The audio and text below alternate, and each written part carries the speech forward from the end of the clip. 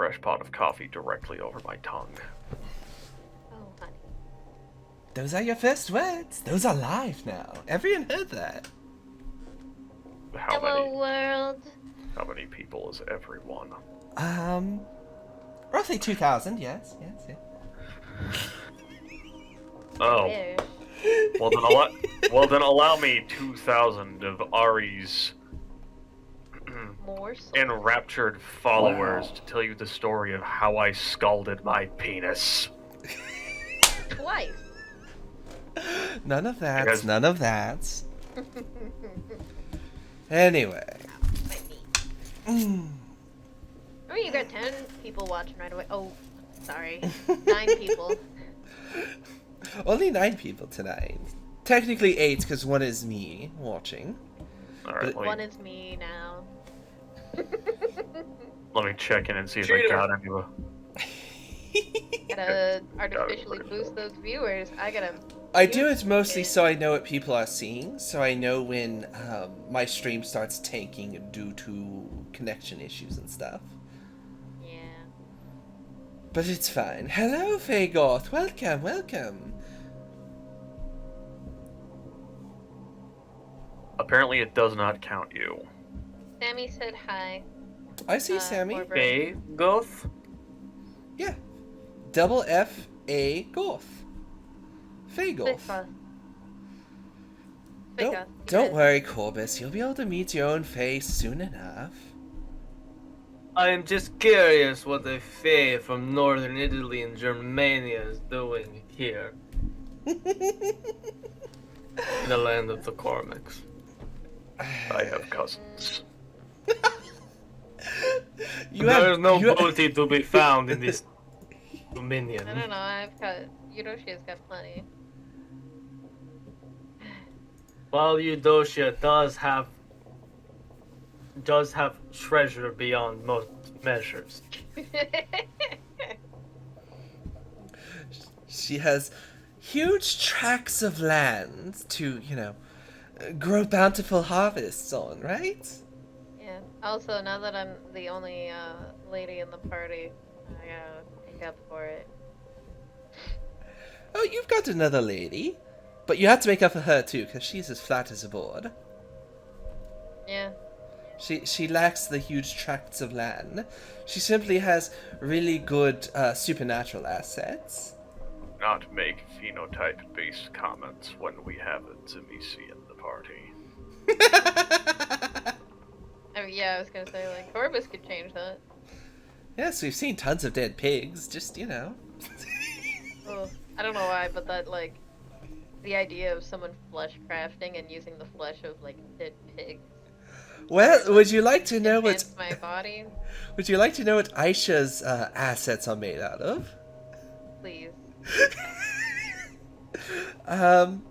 Well, you see, Aisha, another character in a different game that our lovely Fox Queen is a part of, had to have extra mass applied to certain assets of a physical form, and well, the fat from those assets don't exactly come from humans. Where do they come from? They come from the local slaughterhouse. You could say she's got some real bacony curves. When people are, feeling a little, But she has been cooked nice and dark. Boy. Anyways. I hope Natalie doesn't find out about that because she would, like... Make fun of her maliciously? Don't worry. Bruh. So, will I? I mean, she would hold on to it until she needed it at the last moment. She'd be like, well, at least I'm not made of swine. at least I'm not bacon. At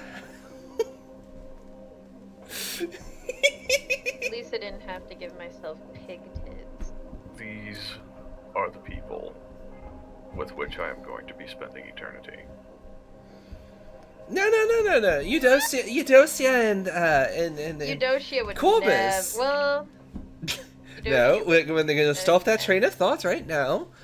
We don't No want to judge- spoil anything. No judgment just- is being passed. I am simply commenting. I'm just saying, A I don't roll. know. Eudocia would hold on to that and wait. Like, she'd save that for, like, the absolute perfect moment. She would be really indifferent, to be honest. She wouldn't actually care that much. But she knows that someone who did that obviously has some self-esteem issues. And she would. So, yes, and there is some irony to a lot of what Fagoth just said. But we'll get to that later. So, And what has Fagoth said? not at liberty to say it on stream, because it could bring up a lot of things we don't want to talk about on stream. However, you can look at the stream and see for yourself. Or I can just send it to you, I suppose. Yeah, isn't, Yes, but we're not going to talk about that Yeah. on stream. Here, I'll No, tag you. I just connected dots in my brain. Uh-huh. That's kind of messed up. Aisha, what are you doing? Basically, yes. We're waiting on Varric to get here. Varric? Vazric. Why do I keep calling it Varric? Like it's Varric, and Varric is an awesome dwarf, and I wish they didn't do him dirty like they did in Dragon Age 3, but sniff. Oh well. The only good the only good part about Dragon Age 2 was Varric. That was the only good bit about it. Everything else is but. Go ahead. I've never played Dragon Age. That's fine. It's not as good as people claim. That I will say that much. I do enjoy it, but it's not nearly as good as people claim. It's not it's a good classic of its era, and it did bridge some gaps between tabletop and video gaming that I don't think would have been bridged had it not existed, but it's not as good as people make it out to be. It's actually lacking in a lot of places. That's fair. A lot of people just always seem surprised whenever I say that. It is the CRPG equivalent of a racy romance novel. Oh, I well, now found I'm gonna play Vazric! it. I found You him! sold me. There's nothing I love more than a good racy romance novel. Alright. Oh god, don't remind me, Damu. Alright, so, welcome back everyone. That's just depressing. Alright, so Vazric has made it, Corbus is here, Eudocia is here, and Harald is actively talking. So, last we left off, our delightful, I use this word sparingly, our delightful, Lady Cormac, who I'll put on here, was about to rip the face off of our Sir Tanis for the umpteenth time. Alas, Corbus stepped in with potentially a better punishment, as he hands some reeds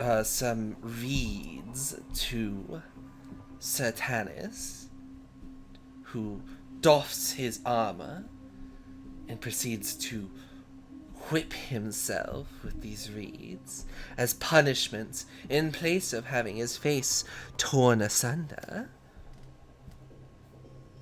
Ida Vivian Cormac, Lady Cormac as it is, looks over with sick satisfaction, but a hint of malice unsated in her eyes as Corbus stands. I believe Eudocia was bashfully turning away to not witness such atrocities. Lorenzo, Not exactly bashfully, but yeah, she was trying horrified. and horrified. Yes. Lorenzo looks on with a stoic expression. Harald, I don't remember what you were doing. I don't think you explicitly said. you're watching a man who is about to have his face ripped off again, now whipping himself as a form of penance for his faulty verbiage used to describe Eudocia, calling her a whore on horseback upon your approach. And now he is paying the price. Does Harald particularly care? I would think not. This seems an appropriate punishment. And upon having the idea of having his face ripped off, I don't remember, was Harald going to step in for that, or was he going to make comments on it? Retrospectively. I do not remember. That's entirely fair. Alright, so Tzimisce takes the reeds, whipping his back, splitting flesh after, say, the 6th stroke. Blood starting to pour down his back. How's everyone's blood? Is everyone at least above 50%? Yes, I believe Oh, that. yeah. Oh, yeah. Harald has been Oh, yeah. one to wake up today. So far. Tonight, rather. I don't know, is someone really self-control? Round it up or down?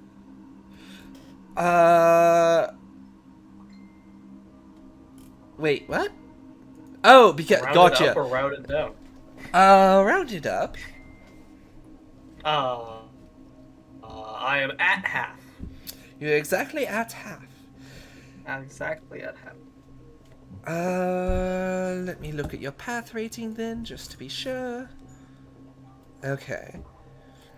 Corbus, you feel it. It's not quite at your throat, but you feel your heart murmur briefly at the sight of his blood trickling down his back.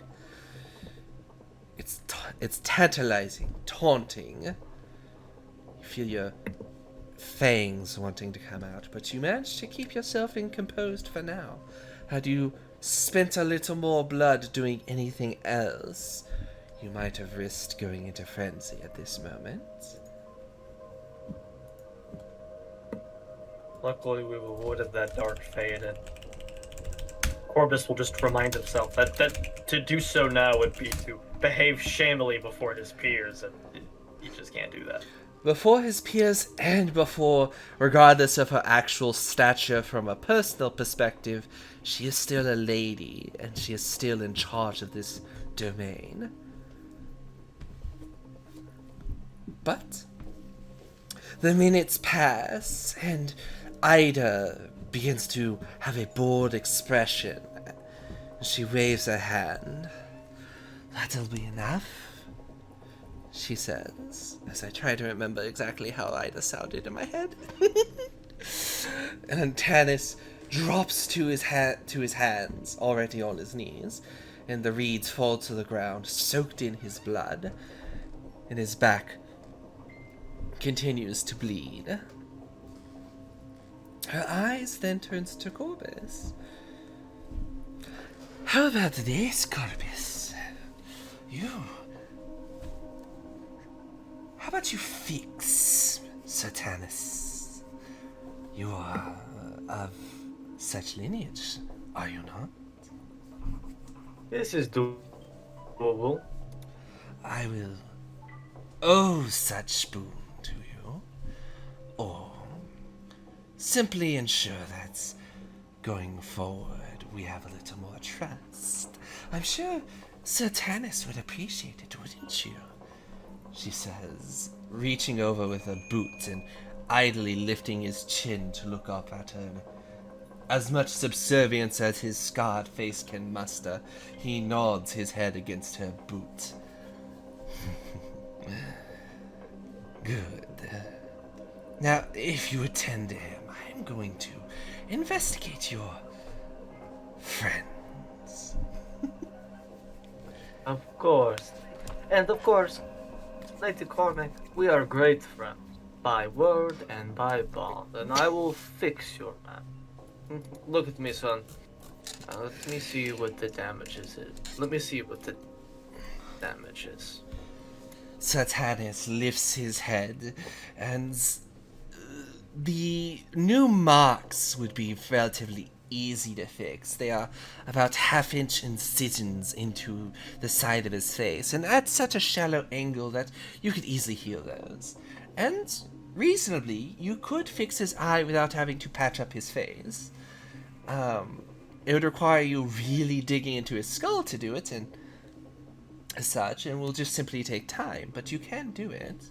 Or maybe you find someone who doesn't need an eye if you wish to not have to actually heal his eye, which is mostly the time-taking part.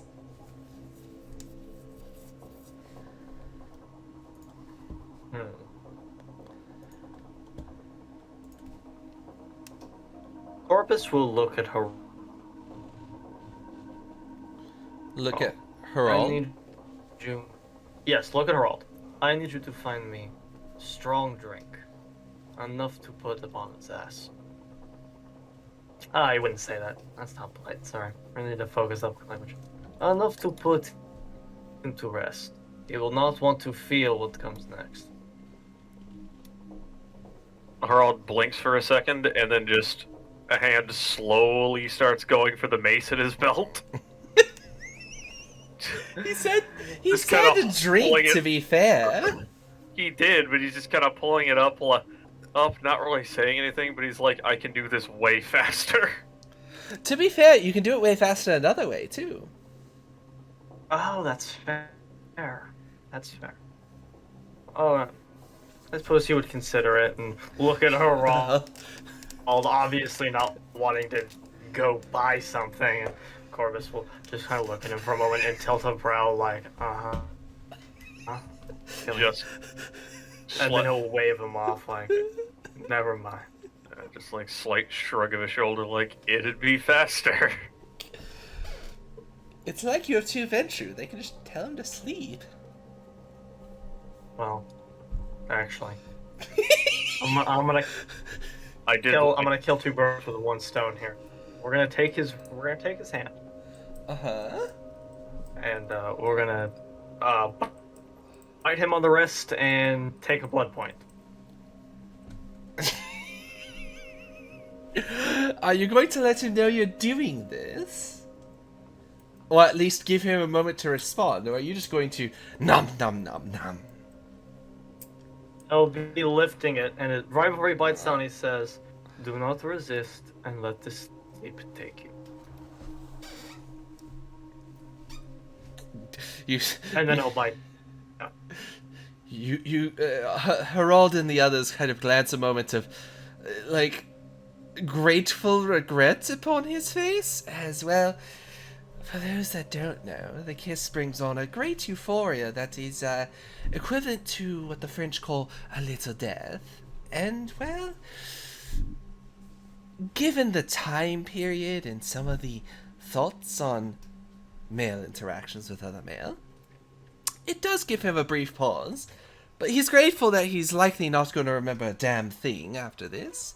The kiss, aka when a vampire bites, often is preluded 10 minutes before and 10 minutes after of sort of muddied memory loss.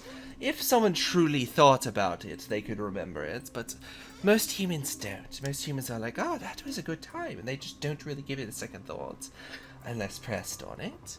So,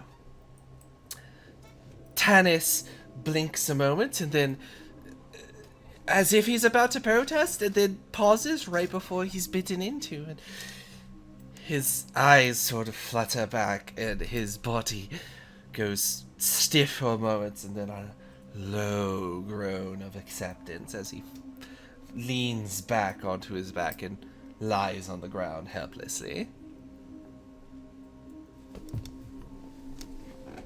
Corbus, for his part, doesn't actually look all that bothered by this, by the fact that it is another male. He'll kind of, he did not drag it out at all, as he never does drag out the sensation of his feelings, and he finds himself a little cloth, and he he draws his little handkerchief and he quickly wipes his mouth. You know, it's puh. Gross. But he'll then just kneel down in front of the man and, you know, really get a sense for the damage now that he's not moving. And then, you know, seal up the cuts, and while he can't really manipulate bone, it doesn't look like bone is where the majority of his damage comes from. Correct. So just, you know, kind of flush out the scarring on his face, and maybe get that eye set back in right. You want that dexterity medicine difficulty somewhere between 4 and 9, it's your choice. Could Lorenzo also potentially assist in this? He does have experience with medical procedures, at least from what he's read. Lorenzo, since there's nothing Corbus is doing that says Lorenzo can't at least approach, he can approach, and we won't necessarily have the scientific terms that we have today, obviously.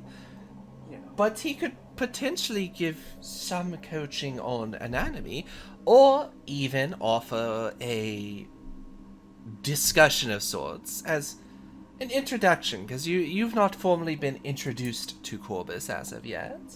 Yeah, that's also why I want to step up here. Get a closer look and also maybe make some comments on it. Give me a wits medicine roll. Difficulty 6, because it is something you are familiar with, and that will determine your difficulty and potentially an extra die there. Corbus, so give him a moment. Difficulty 6? Yes, please. Okay, here we go. Do not whine at me, Ari. Talk my dog, Ari, not you, Ari. Yes, I know, don't worry. I don't That's whine a at happy people. No. That's a happy circumstance. 2 successes. Yes, as it turns out, Vasric actually knows like 3 different people or entities named Ari. Okay, so Corbus, you're going to do this at difficulty 6, and you're going to add 2 dice to your pool.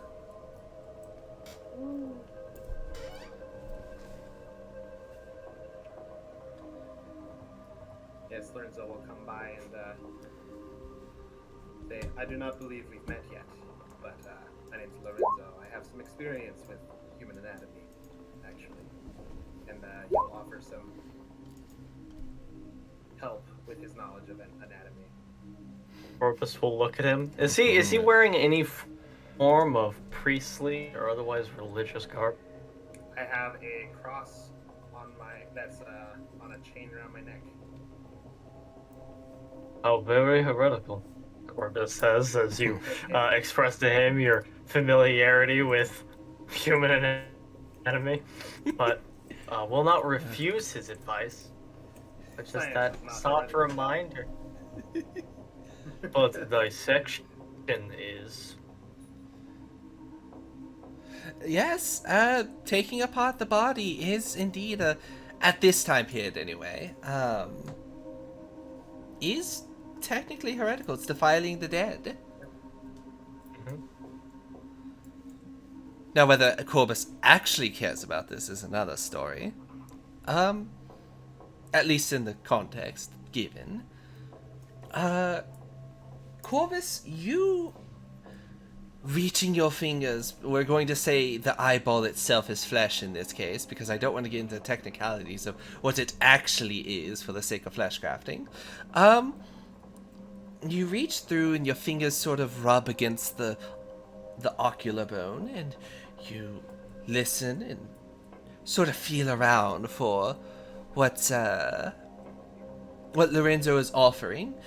You both kind of go back and forth a little bit on what is needed for this, but eventually you do get the eye to be connected, and you sort of fix some of the little Also, not technically within the scope of doing vicissitude, but I'm not going to be that anal about it, because if all the rods in his eye have died, then it doesn't matter.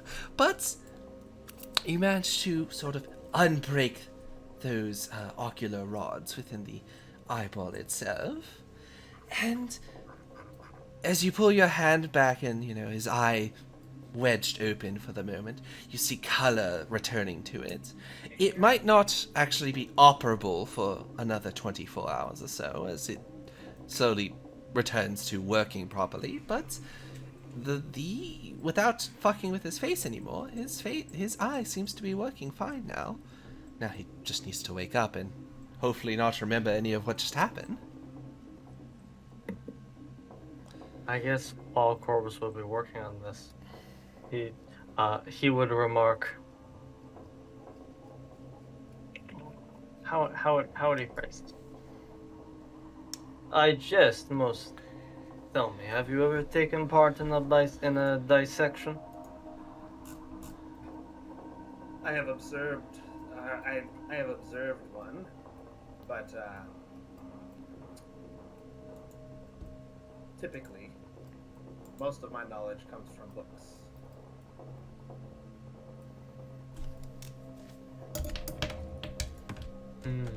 What did you study? Most of my studies come from performing translations for the church. I have read much. My study focus is languages, though. Yes, the work of translation is an important duty. I spent much of my time in my homeland of Tripoli translating Latin out of Latin dialects to Latin dialects. Very tiresome. I find my work to be rather pleasing to me.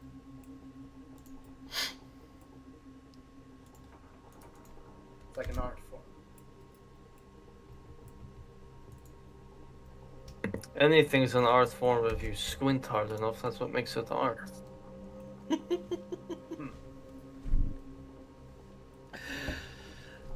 With that, we will move, while this is going on, the surgery that is, move into what's happening to the side of it, as Ida comes up to Eudocia and looks up at her, assuming she's on a horse still, looks up at her and sort of eyes her up and down, and then Harald, Not on a horse. then simply looks her head level, because I believe they're about the same height, and then looks to Harald. Interesting. I wasn't sure what would be brought to my doorstep this evening. I have a priest, she kind of looks over at Lorenzo, a little confused. A boy of books, and a lady, and a soldier. I believe the technical term for the bookman is twink.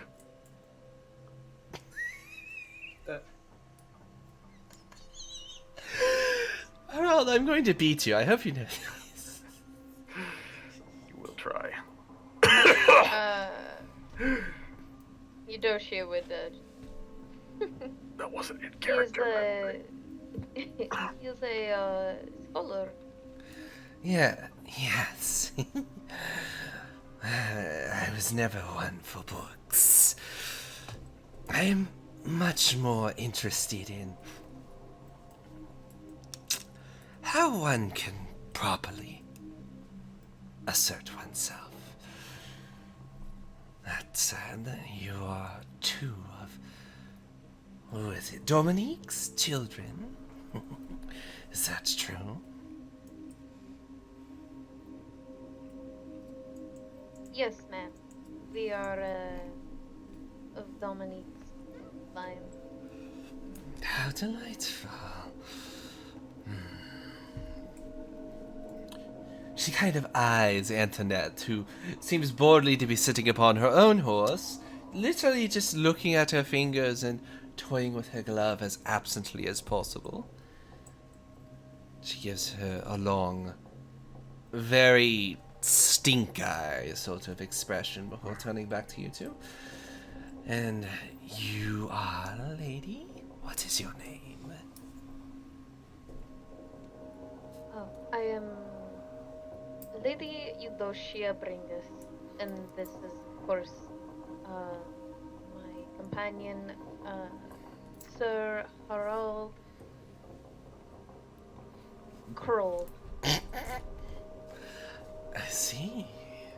And what do you bring to my fine little abode here on the better side of the isle? At the moment, just good company. We're checking in on our friend Corbus here.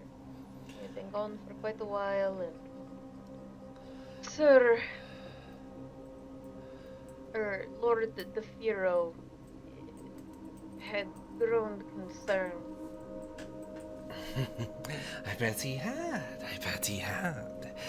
It's alright. Corbus and I were just getting a little close, ensuring we understood where each other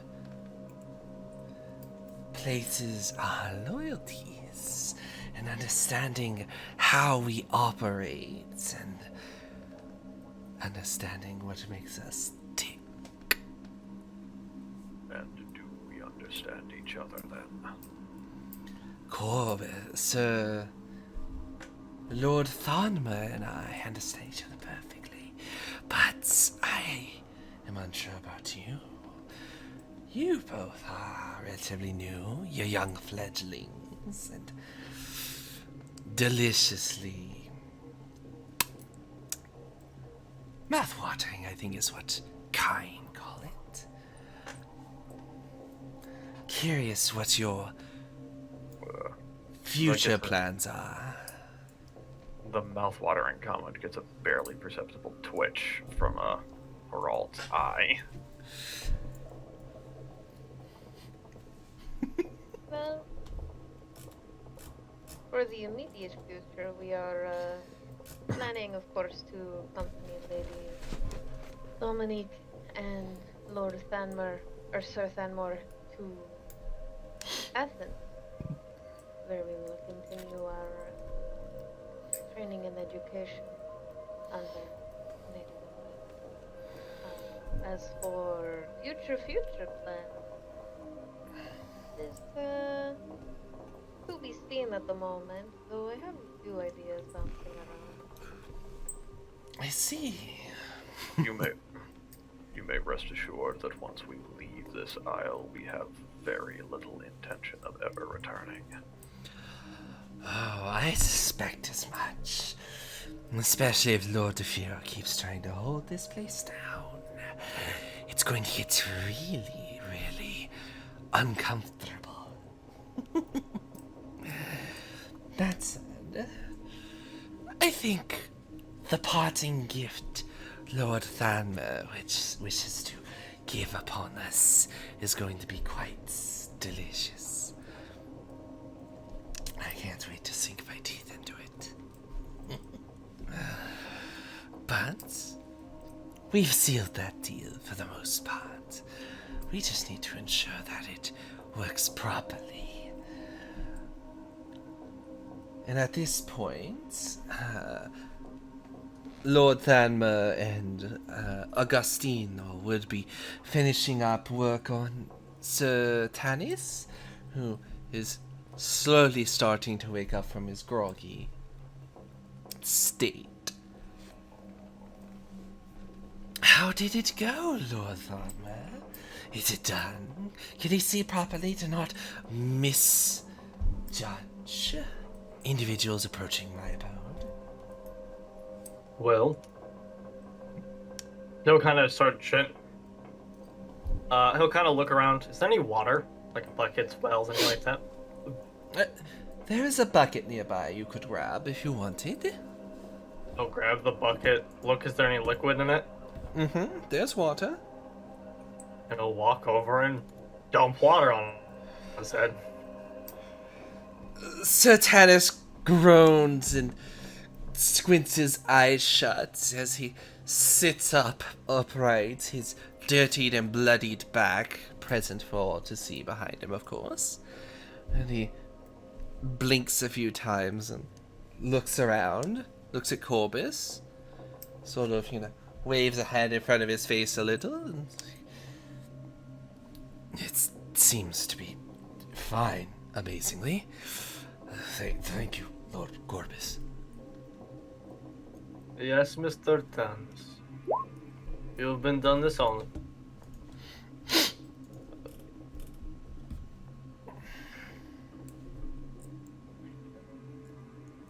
But you must remember, young man, that now you have no excuses. So do not be so hasty in your accusations again. Yes, sir. It will never happen again. And he turns towards Lady Cormac. It will not happen again, Lady Cormac. I apologize. Never again, I swear it. He seems to grovel almost at her as he stands up. May I go and wash my back to cleanse it? Lady Cormac. I suppose you may, Sir Tanis, but remember, I'll simply take the eye next time. Leave a nice little socket for us to put little things into. How does that sound? His eyes widen, and he swallows, gulping down his nervousness as he nods his head and quickly scampers off to find a way to clean off the dirt and other nastiness upon his back.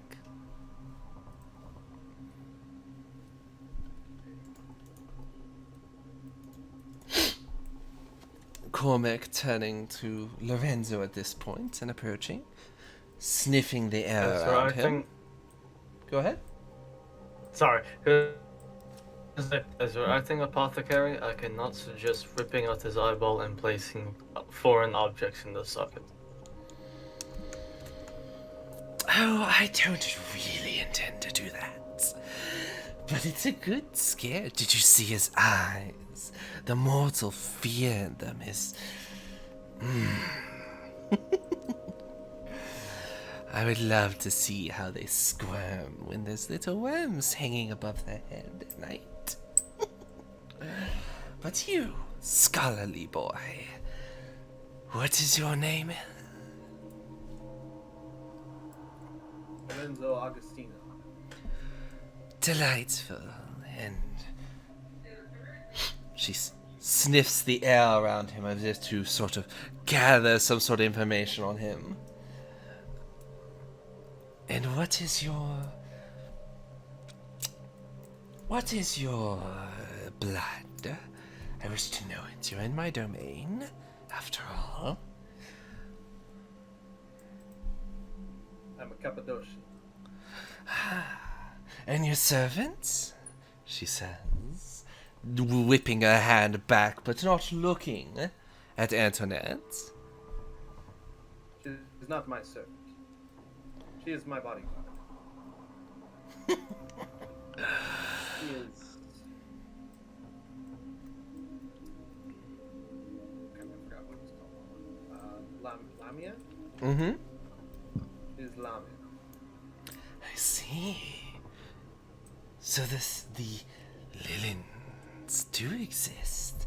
I wonder, do you actually practice? She says, turning to Antoinette with a very sudden interest, approaching the horse and cupping its snout.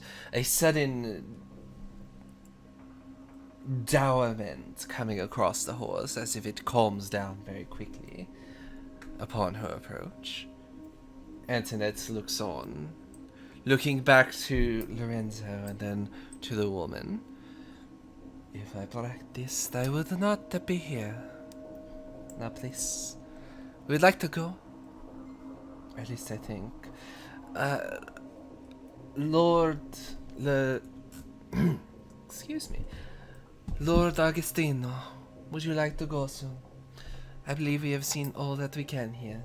And I believe your friend Corbus, pleasure to meet you, Lord Thalmer, has done his duty and secured, sounds like an alliance, is that correct? It's so. It is done, ma'am, of who I have not yet had the privilege of knowing your name. Forgive me. I am Antonetti Infernado, and as Agostino has said, I am indeed his bodyguard. I am here to ensure his safety from Constantinople back to Athens and then Italy.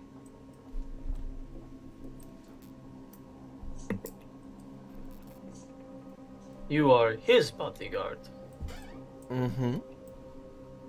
My leg is obviously messed up, and I am not very physically, large. I look kind of frail, but He Corbus looks kind of surprised by this, and he looks a little displeased, but the displeasure is placed more towards Lorenzo than Antoinette, and he'll simply say, "Yes, that there is wisdom in this," he says after looking at his bummed leg. yeah, and he leans heavily on the cane. It is fortunate that we come across a Tzimisce in these times. I could see you potentially having a workable agreement to potentially fix some shortcomings of our sweet Augustino. But for now, we can take leave. And with that, she looks down at Lady Cormac. Not, of course, as a disrespect to you, Lady Cormac. But I would prefer to have Augustino not out too long. He moves a little slower than the rest, and he is still learning many ways about the world outside of his sire's haven. Of course. Wouldn't want a little lamb to get too thrashed out in the real world, where things are not quite as nice. In the meantime,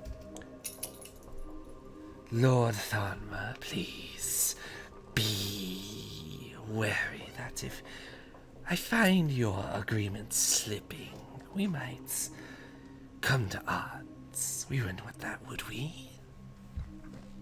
Lady Cormac, I find your impugnment of my oath most disrespectful. I'm glad you have a sense of honor, then. Lord DeFiro would simply sneer and turn his nose up. Haughty. But yes, please, be off before I work myself up.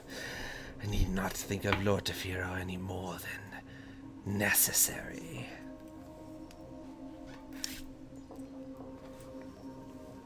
All I can say is, the next time you think of your fantasies for retribution for Lord DeFiro's haughtiness, it will be in the moment he finds himself under you.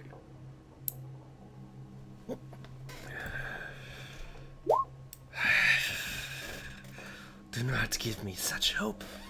Do not give me such hope, priest. I might start enjoying it. I will prophesize to you no longer, Lady Cormac. Let us be away, friends. And with that, horse provided. Do you all wish to take leave, or do you want to go harass her some more? She headed back inside, right?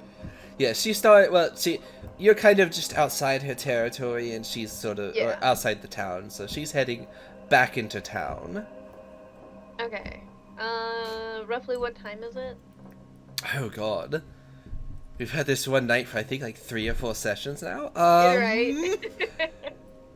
No, we moved to a new night. You had us advance a night the when we were back in Kishnik's domain.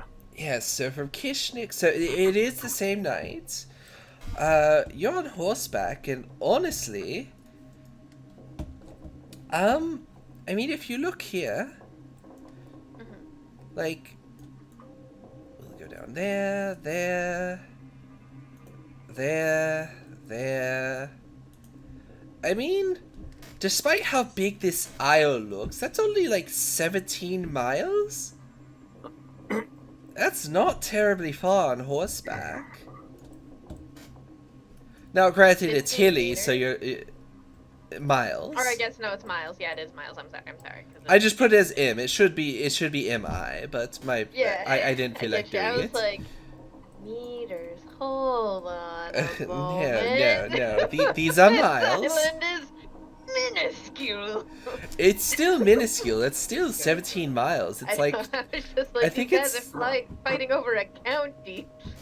I think it's like, what do I want to say? I think it's Horses. like 21, 22 square miles. But yes, go ahead, Corbus. Yeah, horses run like a mile in a minute and a half because they run about at like 50 odd miles per hour. So it is like a 20-minute. It is at most like a 20-minute horse ride from one side of this island to the other. It's probably It works. closer to an hour because all this hill is tight ridges. And we're then all- tight ridges. So road. Yeah, and then Are the roads here poopy? the roads in this area specifically are poopy. We're also probably not pushing the horses as hard as we can. Yeah, so it's probably gonna take you give or take an hour. That said though, be glad you're not taking this route right here. Because that's literally just a cliff road. Yeah. So Corbus, okay. What was your title again? Or business? Yeah. Yeah, I the think Lord you or get, Sir. like, a lord, right? think Yeah, it's he technically- is technically a laird. Oh, a laird, yes. Lord. And I think he's a cardinal, right? So No, he does not wear the outfit of a cardinal. Right. Right. We discussed this. Yeah, I remember this discussion. Yeah. Lord So how much time do we have before sunrise? Yes. So if we went... Corbus went here, which probably took the better part of 30 minutes, and then you all went down here, which took about 15 or so, and then you came all the way back up here, which took probably an hour. So from nightfall, we'll say it's about 7 p.m., 2-3 hours. If you went back, it would be probably sitting around 10:30 or 11 o'clock, somewhere around there. Okay. the night's still fairly young. So Eudocia, would want to go find the man that just got his ass beat. His brain completely left my brain. His Sir name Tanis? left my brain. Yeah, Sir Tanis. Okay, why do you want to go find Sir Tanis? She feels bad that he got the shit beaten out of him because of her. Eudocia feels inclined to start building a reverse harem. She already has it! She just needs to get rid of Antoinette! I mean... That's Tanis right there. You can go into town. He ran into town to go get cleaned up. You can go after her if you wish to. Yeah. Are you going Once Lady Cormac left, she would turn to the others. Basically, just tell them if they feel like they want to head back, go ahead. She's gonna take some time here. To note, you rode on horseback with Harald. That's right.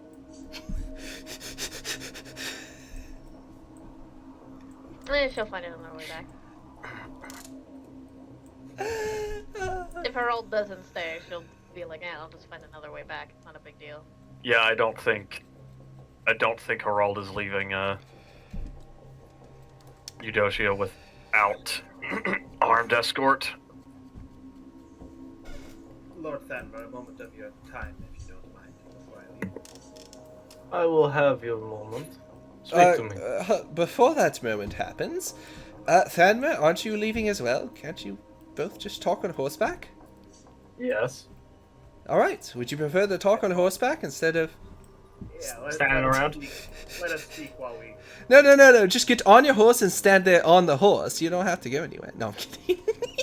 Yeah, I'll Stand- pose while standing on the horse. Stand up in the saddle, completely rigid, T-posing the entire time.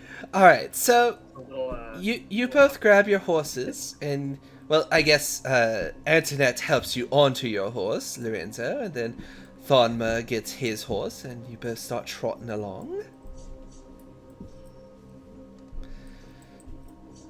Proceed. Go ahead. What was the nature of this deal you made with Cormac, if you don't mind sharing?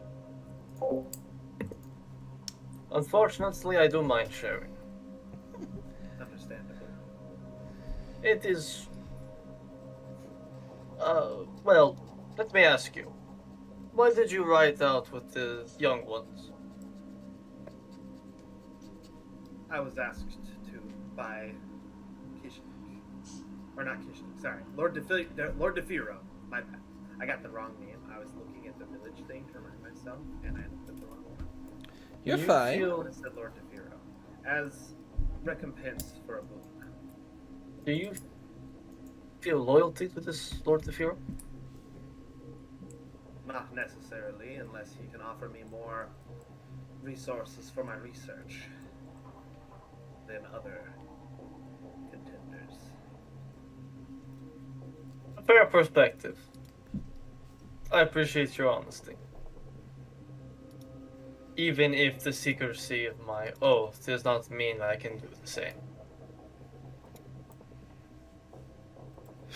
I understand. You may have heard earlier, but I am a Cappadocian. I understand this may bring up reservations for certain people.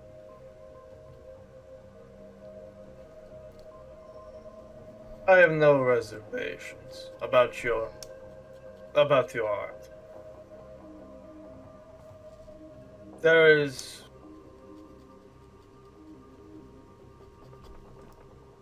are simply some things you have to accept that you will not be able to do as script. Sorry, you were cutting out there a little bit. I couldn't understand the last half.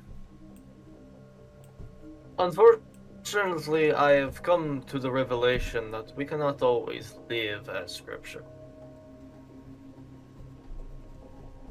And I would be a man of deception if I was not becoming disillusioned with dogmatic law. But you didn't hear that from me. Of course not.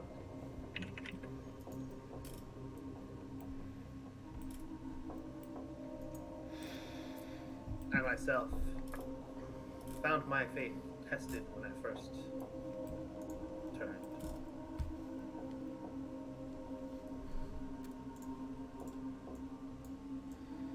But the most important thing for me right now is my research.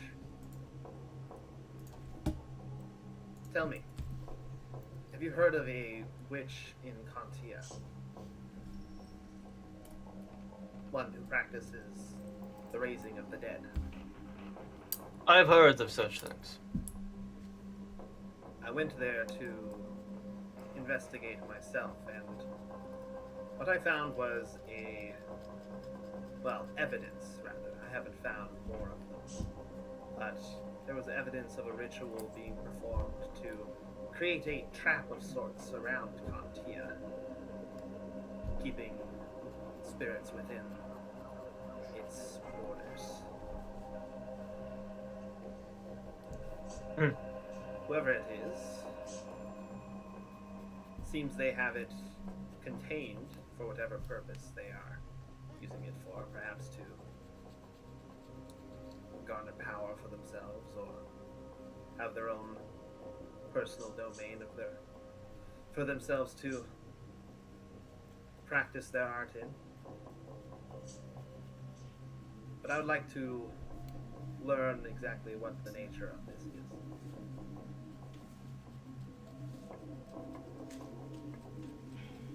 I do not plan to remain in the land long, if I am to be frank. Of course. Antoinette and I intend to leave this island as soon as possible, regardless of if I uncover the mysteries of Contia or not. Our main mission is more important.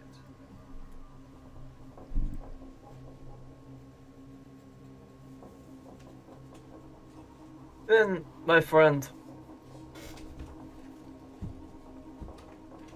our companionship seems our fellowship will be leaving soon by way of merchant vessel prepared by yours truly. Oh, is that so? I would extend the invitation to you and Lady Infernato, of course, to come with us, but there will be no waiting. Once the ship comes, we must leave on its arrival. I understand. Our window will be brief. Lord the Pharaoh has been conceited. He's keeping you here. Yes. And what would you want in exchange for this travel?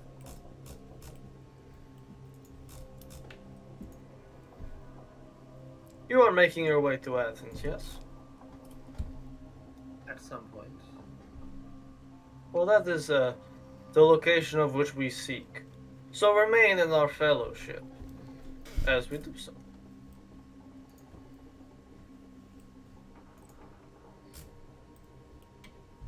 Remind me,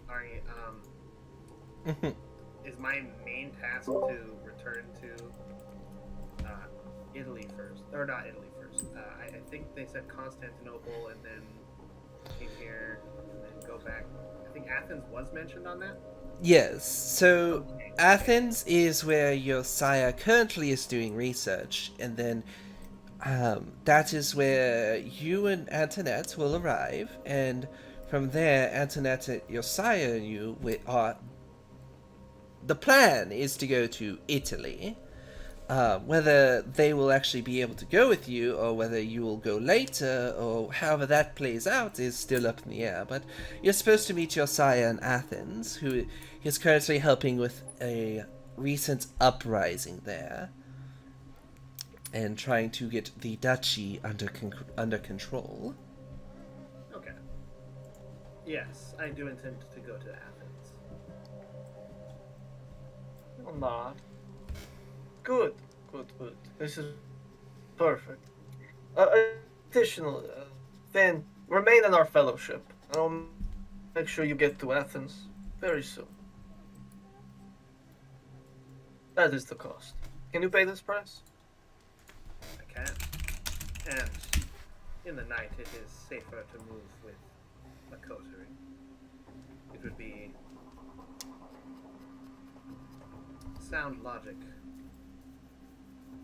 to surround oneself with individuals with like goals. I agree, and I'll extend my hand to shake. And Corbus will shake it. A pleasure making your acquaintance, Corbus. You are well It's a spoken. pleasure to you. Thank you, Mr. Augustino. And as they ride, I would like to, if I may, Ari, call upon my critter's merit for the session. The critter's merit is that once per game session, an animal will bring me a useful piece of information, small item relevant to events. It doesn't say whether or not I could make requests on such things, but I would like, if I can, I would like to try to kind of get an idea of what's been going on in either Lord Kishnik's or Lord Defira's domain. Just what's been going on this side of the aisle, something interesting. Or if nothing has been going on. And I'll let you decide Okay. what the little critter tells I'm- me of. I'm going to think on that, because I need to figure out what exactly a little critter would bring you. I like that. Yeah, let me think on that for a moment. We're going to go to Harald. Harald, are you dying still? Still dying, but am back. Oh, okay, wonderful. As long as you're back. Alright, so Harald, Eudocia decides she's going to go find Tzimisce and make recompense for a perceived wrongdoing she has made. It might sound silly to you, given, your sort of new outlook on life and all that. Yes. Finding Tzimisce is not hard. He's actually outside of the... let me put her away. Outside of the main estate, so you basically go up there. He's outside the main estate with some guards, and they're tending to his back as you approach. His eyes looking up, and he sort of blinks the left one a little more, the scarred side of the mangled side of his face. He sort of blinks that a little more, as if trying to focus it properly. Whenever you wake up from a nap, your eyes are kind of blurry and stuff. Sort of same situation it seems he's feeling.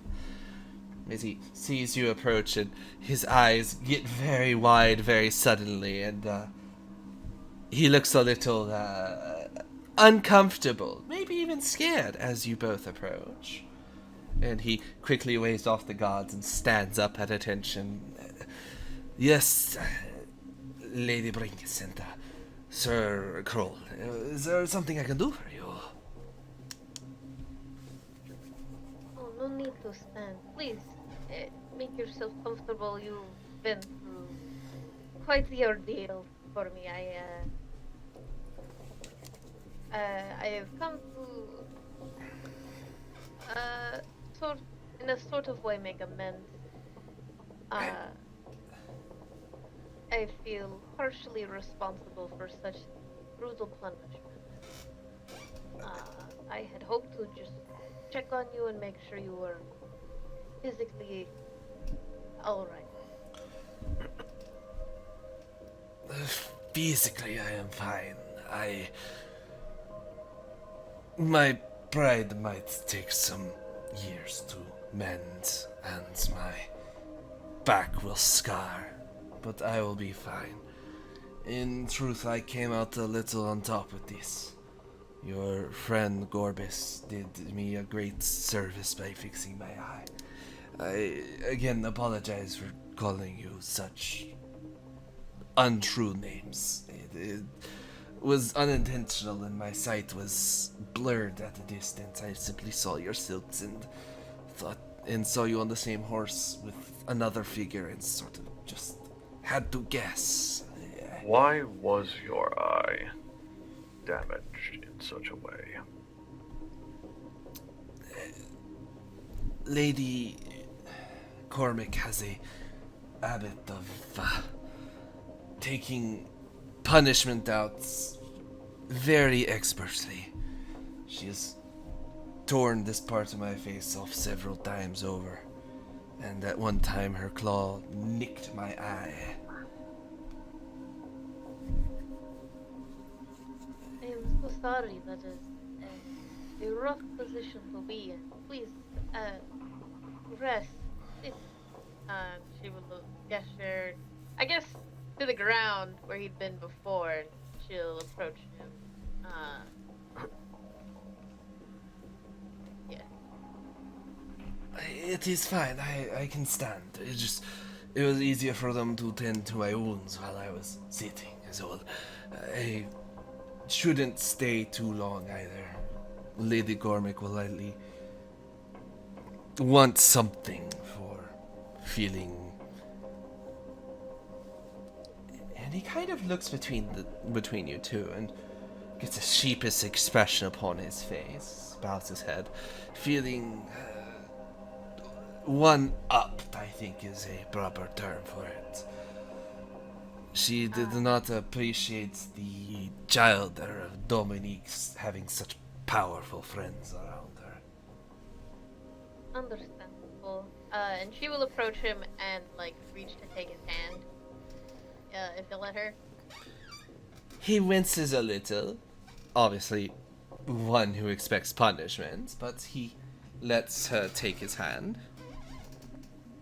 So she'll hold it in one hand, and then she'll rest her other hand on top of it, and she'll give him a warm smile. With her cold-ass skin. Yeah, with her cold-ass skin, yeah. So she's not gonna hold it for too long, but... This is a rough existence for you, and I understand having been in a similar position in my life. I wish you the best, and I assure you I hold no hard feelings. It is a mistake expected with someone who has lost vision in one eye. I do not blame you. You are perfectly fine. Do wish I could help you more. Unfortunately, I am blend in the same Corbus. But if you are ever needing any assistance or any help in any sort of way, please feel free to reach out.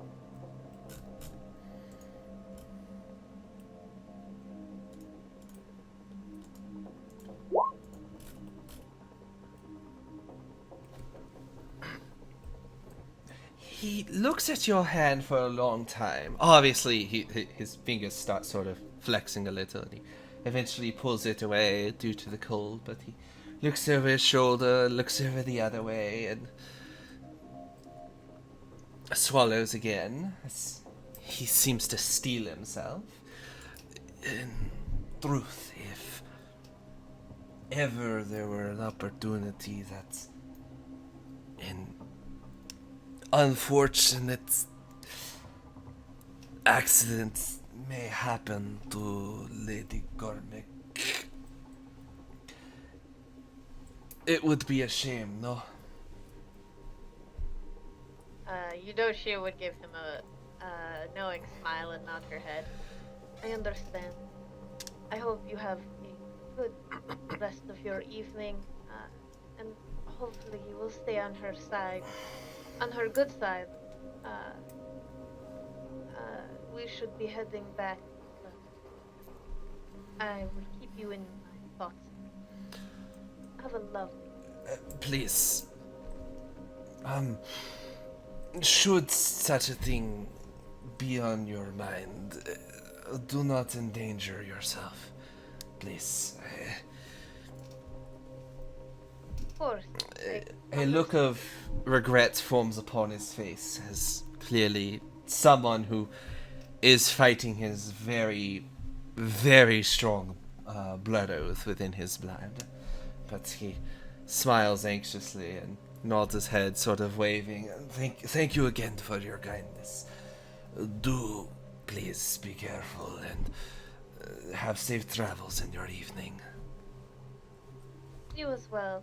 And she'll give him a small bow before turning, and unless Harald has anything else, heading back to the horse. I've got one thing.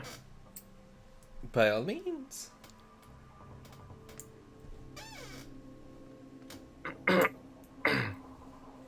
Tell me, Sir Tanis, what precisely is your duty?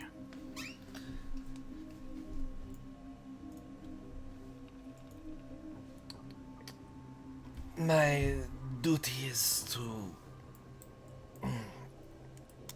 ensure the safety of the people of the respective domain of my Lady Gormick.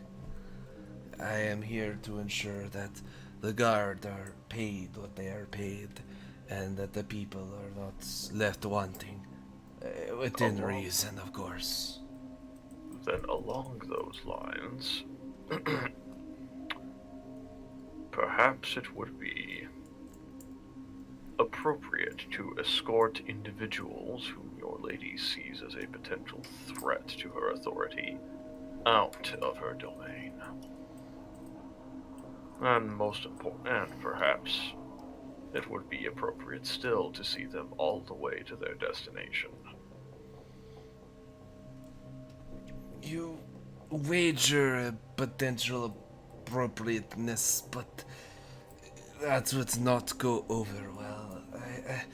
She would likely come for me the moment I left the southernmost village. Would she know as soon as you had passed that? I do not know how, but she tends to, yes. I have stepped beyond her borders, and her wrath of paranoia rivals that of Lord Defiero, I assure you. I see. She might simply be relying on the witch. She likes me and uses The Lady witch. Cormac to keep me close. The witch. Yes, her name is Paseva. She is an apothecary at the village to the south, and she has an obsession with me. I do not know why, and she is creepy, to say the least. I see. But I think... Oh, that was the woman we passed by, right? Mm-hmm. She had who did she have an interest in, Lorenzo or Harald? Like, She I kind think of we walked had by a and stopped interest one of us. in Lorenzo, because Lorenzo is also a fellow death person, okay. but did not smell as stale. What are you talking about, Ari? Both of them were speaking just fine to each other. They could clearly hear. Okay. Oof. Listen, I I'm wish I exhausted. was Listen, I'm exhausted. You're gonna get some really bad dad jokes right now. deaf. It's fine. So yes, Paseva is the apothecary from the village just south of you.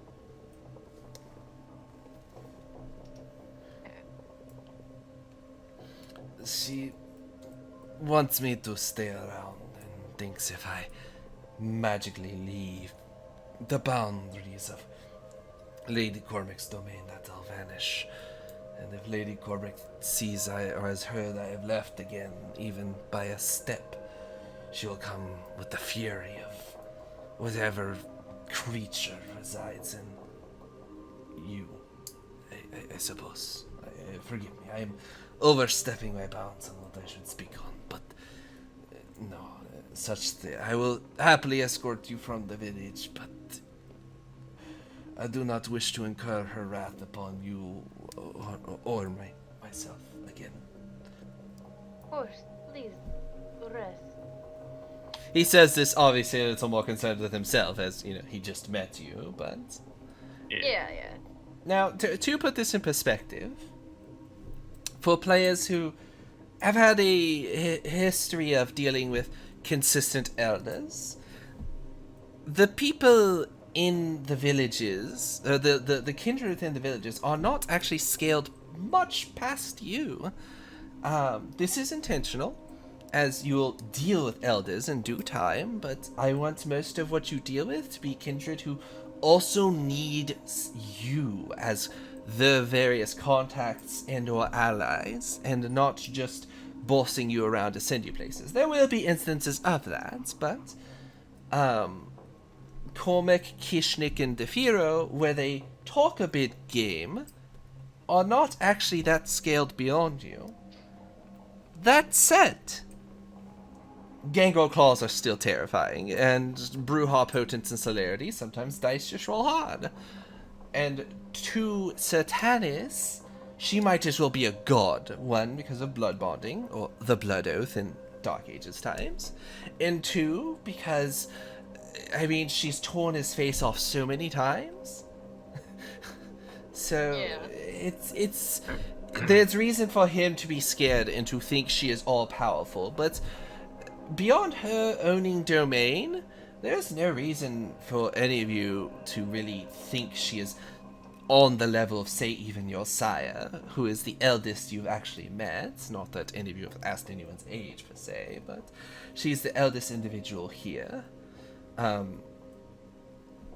yes. What you're saying is in a fight, Harald and I can totally take. Potentially, yes. You actually have a chance to, if the dice are in your favor, take her one-on-one. But you're also dealing with a traditional gangrel, so... Yeah. Or, not gangrel, sorry, Bruhal. I have tricks. You have tricks? I have tricks. I mean, that's fair. That's true. You do have tricks they're not expecting. That is entirely fair. And these tricks are not just for kids. These are tricks for all ages. I need to... Somebody fucking stop me, please. Yeah, please stop. Alright, dear Harald, I'm Alright. gonna take you off the corner so you can stop having tricks, and, Alright, but yeah, so I guess after that, she would insist that you rest, not worry about escorting them. he will wait until you all leave before finally taking his seat again, calling over the guards with a gruff "get over here," and then they start tending to his wounds again, and you see they have rudimentary sewing material to sew his skin shut. Stitching is actually one of the old... Mm-hmm. Yeah. So I guess on the way back to the horse, Eudocia, On the way back to the horse, no, Harald rode after you. oh shit, my bad. The horse is right Wait, here. he rode behind her, didn't offer to carry. She walked off, and he was... She walked off. She clearly wanted to be like, hey, I'm my own independent woman, and he's just there like, yes, approach her. See if you can take the man in armor on horseback that is following her. Gotcha. Alright, so she gets back on the horse, and you both start making your way to catch up with Corbus and Lorenzo, I assume? Yeah, I mean, Eudocia, of course, will bring up with like, so, taking out Corbus, huh? Corbus is actually going to go see Kishnik, because he wants to reaffirm this deal. He wants, Kishnik said, if you do it, I'm in, and now he's like, it's done. She's in. Alright. Now we all need to meet somewhere mutual to continue to commit conspiracy. We'll say that they were able to catch up while you two were talking. Yeah, because your horse would have to go slower for you to talk. So we don't bite our tongues off. I mean, that's not a huge deal. You can grow those back within like an evening, but that's still painful. Yeah. That sort of thing people don't talk about when it comes to kindred or vampires in general. It's like, yeah, they can heal it back, but it still fucking hurts. Yeah. I'm still gonna be out on my tongue for a night. I could have avoided this. So, you all catch up just past the first place, just past Cormac's last village. And we'll say this is the moment where they catch up, and Corbus, you're allowed to sort of fill them in on what's going on. You can obviously have, not that you can trust he won't just listen in from a distance, but you could have Lorenzo step back to be allowed some privacy if you don't fully want him on board with what you're doing. So, I'm going to make this information known to everyone. Lord Tefiro has seen it fit that he put the hands of our exodus from this island in the hands of legal documentation through mortal means. Shortly after he requested this, the mortal man responsible for such things was very conveniently beaten to death with a hammer, making it all but impossible for us to leave this island. I thought long and hard about what we could do, but I decided that I will not allow Lord DeFiro to blackmail and to coerce boons out of us. So we will be murdering him instead. Or rather, Kishnik and Cormac will be murdering him for us instead, and we will not help him. Alright, I can get behind this. I have only one concern. Your concern. Cormac seems unhinged. She does. This I do not disagree. A stupid find themselves unhinged. A stupid ruler is preferable to an insane one. The truth of the matter is, Lady Cormac will probably be dead by next season. Oh, And He'll actually gesture to the land around them, and at this crossing, there's like a small, correct me if I'm wrong, we're at that area where there is literally just like a small field's worth of crosses with, biblical quotes and, wards against the heresy from both Catholicism and Orthodoxy, correct? Yes, so basically there is all the effigies from for Artemis, and then like it stops for about a half mile, and then at the end of that half mile you start coming across the opposite, which is a bunch of crosses with a bunch of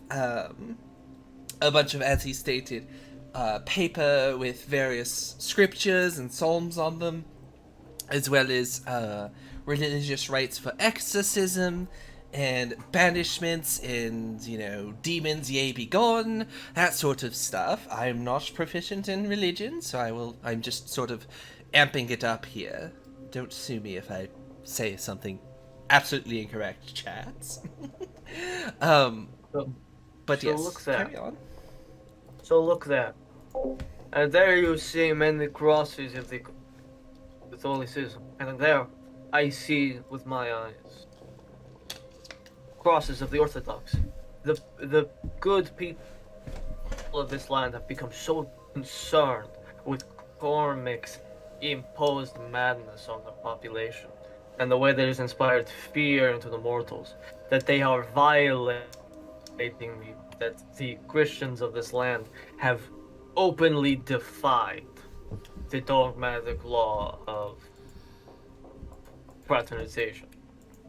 The papal states are growing, and this island, while nothing now, within months' time, another garrison will be sent to secure it, and when a official holder of office walks through this field, and he points at one of the effigies of Artemis, and they see that, they are going to pen to the garrisons. They're going to pen to Tripoli. They're going to pen to the Duchy of Athens.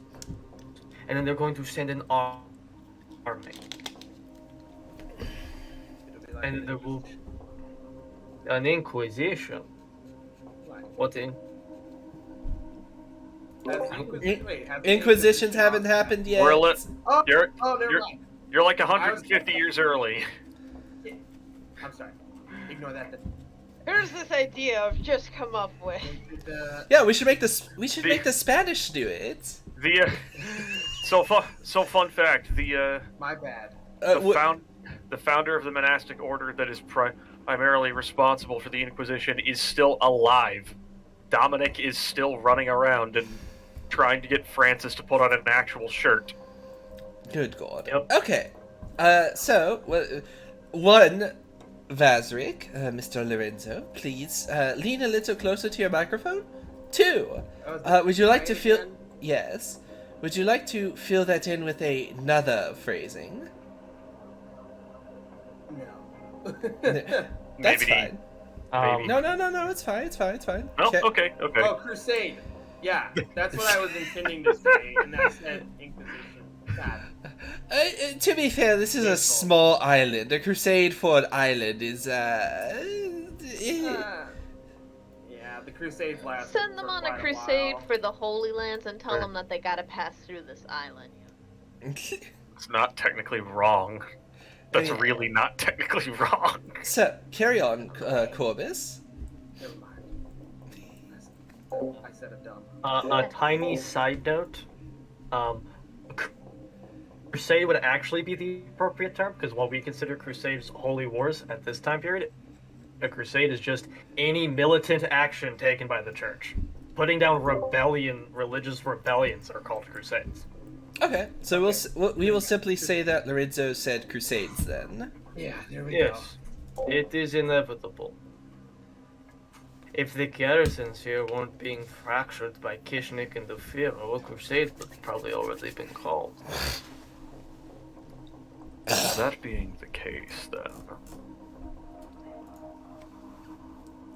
perhaps, if we decide to involve ourselves directly in what is to come, we should take steps to make certain that there isn't something for an official holder of office to find here, apart from the effigies.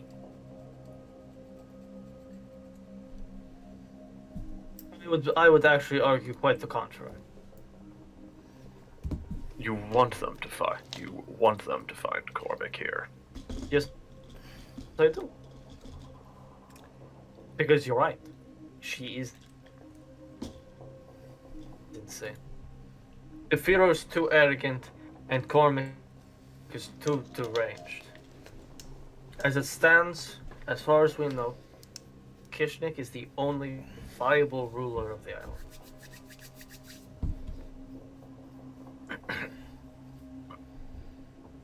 I will take a harsh gamble over an uppity door or a half-mad sadist. It was quite distasteful, but what can you do about them? What can you do about them? About those who give in to their beast other than... I mean, I would perhaps proposition maybe Cormac doesn't make it out of the fight. Nor Lord the Pharaoh. We leave the island to Kishnik. I agree to this. If we would like to intervene ourselves, I believe that is how it should be done. Perfect. I would very much like to be rid of Cormac. She leaves a bad taste. And Lord the Pharaoh. Makes my skin. We do have some new information as well. Yes. Yes. The mad woman in the south of the village. What was she calls herself an apothecary, a witch. One She by the name of Parseva, if you are familiar with the name. Yes, she is the fine young lady who escorted me to meet Lady Cormac.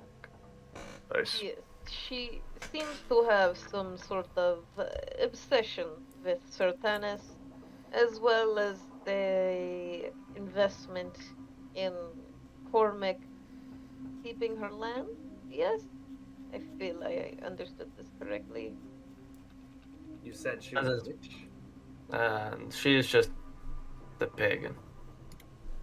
Sertanis Yes, but when claims I she asked was a her witch. if she was a witch, she said no. She called herself a witch in my attention. Or rather, she proclaimed that the townsfolk call her a witch. I suspect this just has to do with her ghoulish abilities. To the untrained rather eyes, the power will through. That speaking in tongues does not assist the perception. Yes. I do not know if we should be wary of her or not, though Sertanis is... She might be pulling strings behind Cormac. If I recall, That wasn't she had a mine. shovel with her, right? Yep. She likes dead things. Indeed, she did. I'm Huh. beginning to suspect perhaps she is the witch I was seeking. But What a... You I are have no real evidence to support it. you're hunting a witch. She is the gravedigger, as I was aware. Yes. But it does not take long to travel this island. She could be to Contia and back within only a few hours. I must go to Sardes and continue to... Wait. Actually, I don't have to go to Sardes. I'm going to send a message to Lord Kishnik in Sardes. And, Corbus is gonna find is, maybe he's gonna try to call out to the bird who helped him before. Oh, but I don't have animalism too. I suck. I'm the worst. Instead, I guess we're gonna go get a bird. Any bird. Any old bird will do. Animals like Corbus. Any bird will do. On that Oh, and- note, and here I was about to make a bird call for you. on that note, you. How do we want to do this? Ba-da-ba-ba-ba-ba. Ah, My yes! voice. Your voice is very far away again. Really? Yes. God, I wonder if it's my Windows settings. Potentially. It really was better. It was better for a little bit, but now it's away again. As you're about to go find a little bird, one sort of lands on the top of your the head of your horse briefly, and it looks to be, well, just I know they're not native to this area, but we will say it's a raven. Lands on your horse, and you see it has what looks to be a very decayed bit of flesh in it. And it looks at you, and it gently lays the bit of flesh on top of the horse's head, and then flies off and starts heading southeast, or southwest, excuse me. Okay, how's this? Bird is giving me gore It works. chunks. You are much more audible. Just make sure I understand that this bird just gave me some gore chunks and flew off. Mm-hmm. I want to try to speak with this bird. It's not too far away. It's starting to fly off. Sorry, it's not like it suddenly went a mile away. It's like starting to Hey. fly off. Just It be like, swings evermore at you. and in fact, he'll actually he'll literally say, "Come back here." Are you using animalism? Yes, trying to establish the contact. Heightening his aspect so he can really catch its eyes and tell it to get back. We're not done. It sort of falters for a moment and then swoops back around. It doesn't come back to the horse, but it does sort of stall and fly in a circle for a little bit, looking back at you each time. Corbus holds out his fingers so he can land. Ravens are big. You probably want to hold out your arm. Oh yes, he'll just hold out his whole line.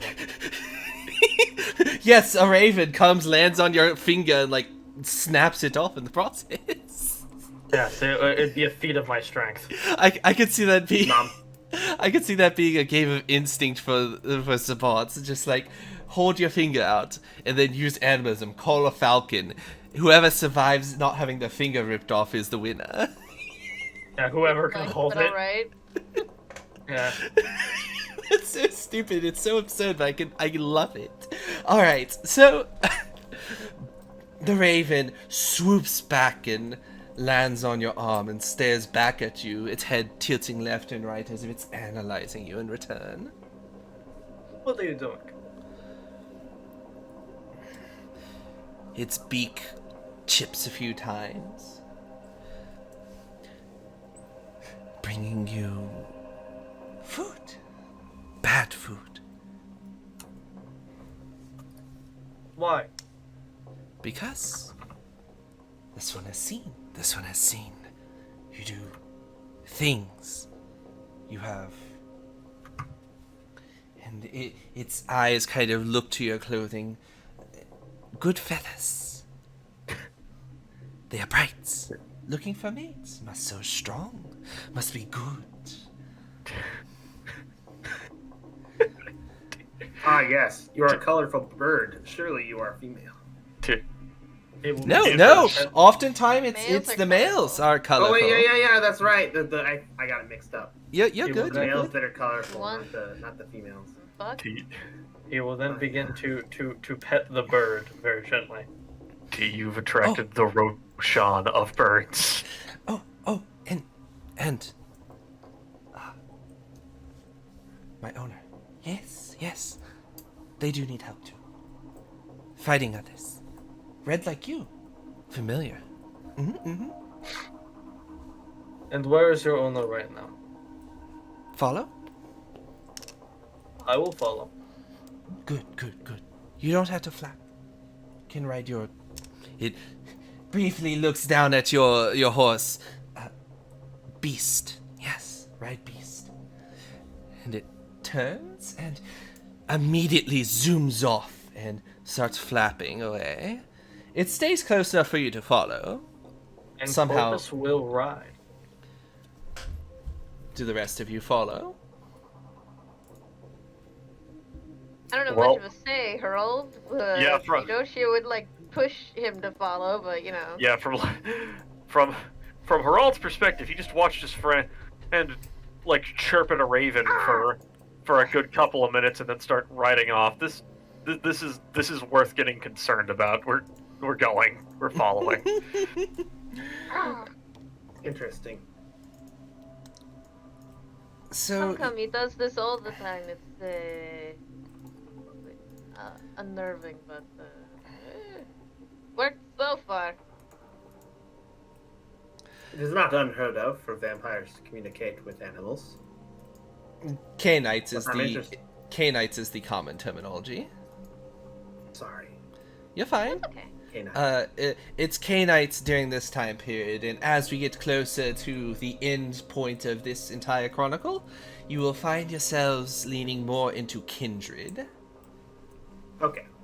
But for now, It's not uncommon Canites for- is the common terminology. Okay, thank you. It is not uncommon for canites to speak with animals. I'm more interested in what he learned from it and where he's going. Antoinette, Unfortunately, we will have to I think we follow. should follow and see where it goes. If you so wish, fuck. Augustino, we will go follow. She says while rolling her eyes and turning the horse to follow hurriedly after Corbus. Harald, I assume you're following? Yes. I do like that image. That's pretty. Alright. So you hurry after.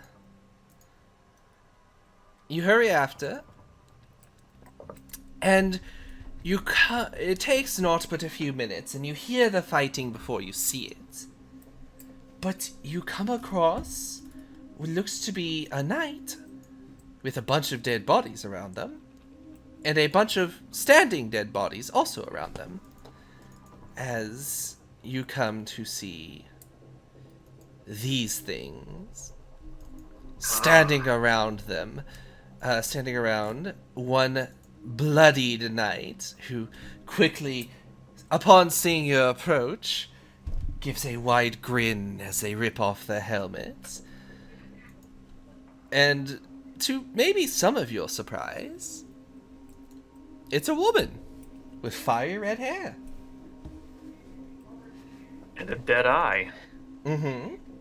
When the souls were too dark. And she waves a hand, her braid flailing about. As one of the dead come at her, she lifts her leg up and just full on kicks them in the chest, sending them flying back a good 5 feet. Hell! Trying to figure out how to yell with a more Irish accent. Hell! Welcome to the fight! She yells, clearly not from this isle. As the raven comes down and swoops, flapping its wings against some of the dead that surround her, and several other dead individuals who were clearly helping her fight, now lying upon the ground. Swooping is bad. Swooping is bad. What? Was she speaking in Greek or? No, she was speaking in some sort of mixed dialect of Greek and what sounds to be. This is probably not proper for the time, but Gaelic. I have no clue what she said, except for the Greek parts. Yeah, no, just picked up the Greek as well. Corbus slow blinks. Probably. But she actually probably thinks it's some warning or something such. But he is undeterred. And he will dismount from his horse and draw his blade that he carries under his long robes.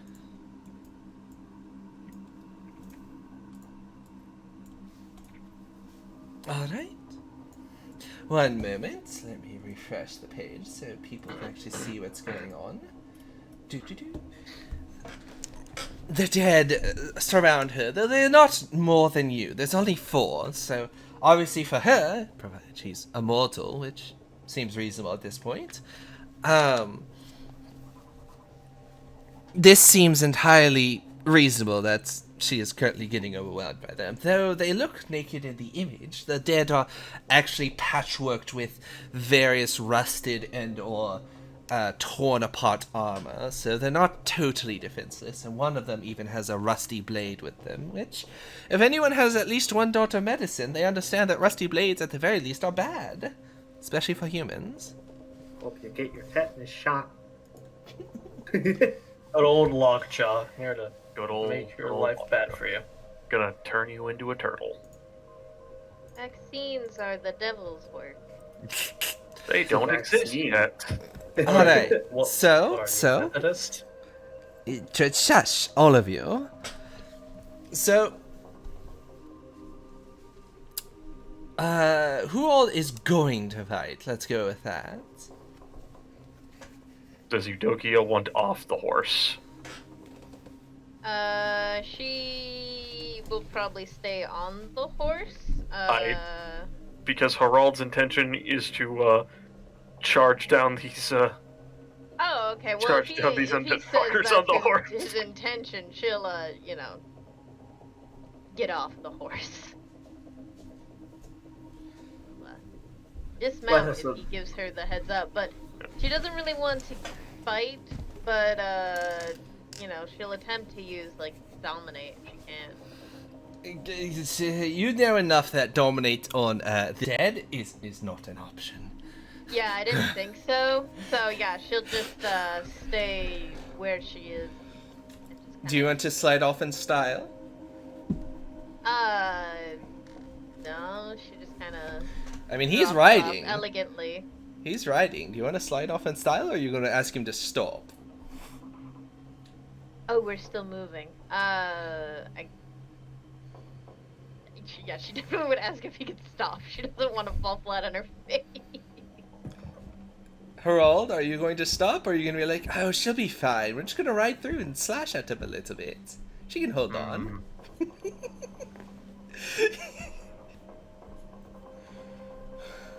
If it was his second missing embrace sibling, Harald would not stop.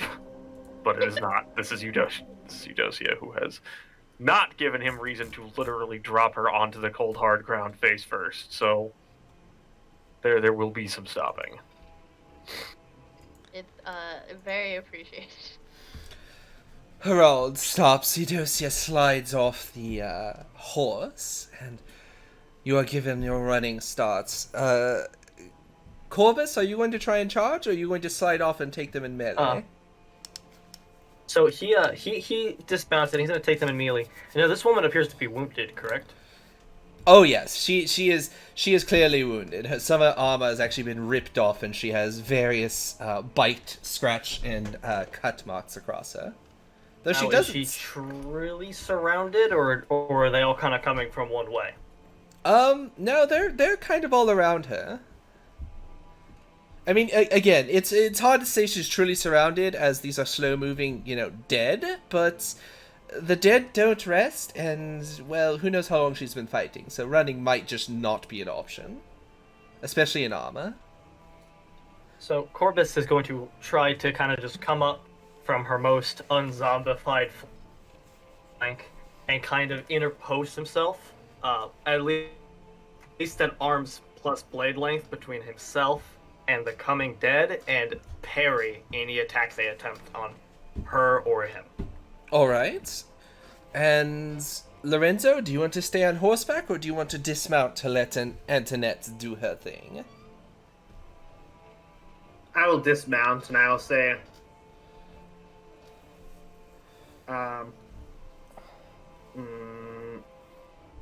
actually, no, I'll just quietly dismount and give her a knowing look that she can handle this. Now, is there, just because I haven't looked at your sheet in a hot minute, is there anything you can actually do as, the resident necromancer?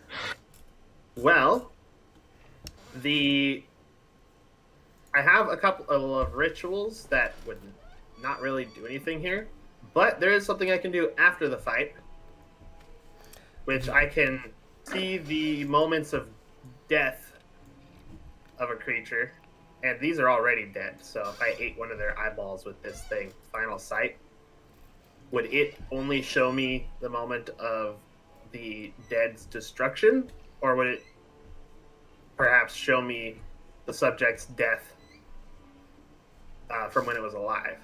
That's a good question. You'll have to figure that one out by doing it. Yeah. But I'm thinking of doing that after the combat is over.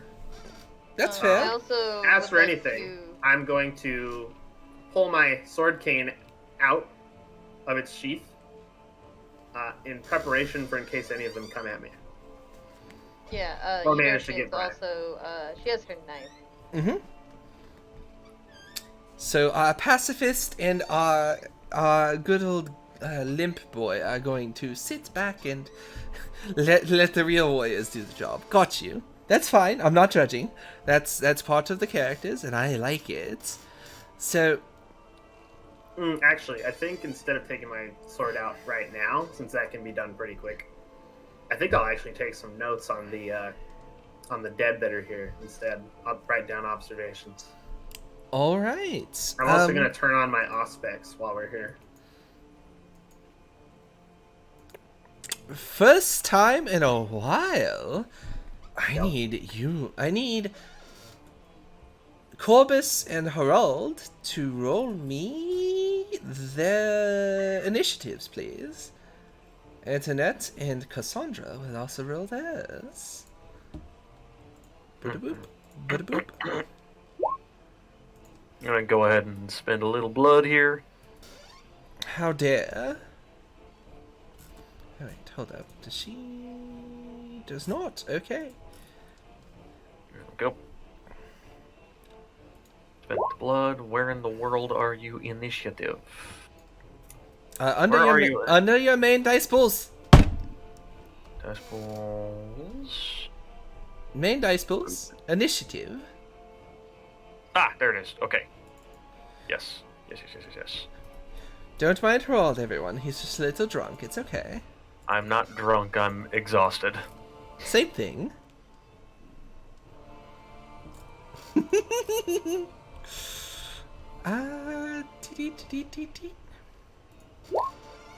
Oh, fuck! Damn it. I forgot to reselect it. And technically these are all my characters. And So you just deleted mine instead. no, I didn't. I can't delete yours. I was... Well, whatever happened, Harald's turn is no longer on the initiative. It wasn't there to begin with. Don't lie to me. I hit it. Oh, there, it's fine. It's fine. I'll add you to it. It's okay. Gotta click your token first. I did click the token. It appeared and then was like immediately delete. Oh, Yeah, we'll go with that. I'll take it. Oh, delightful, delightful. Okay. So, for those that don't know, there are several ways to do combats, but we're going to go with the traditional way, at least for now. We might mix it up later, especially with mass combats, but for now, we do declaration phase.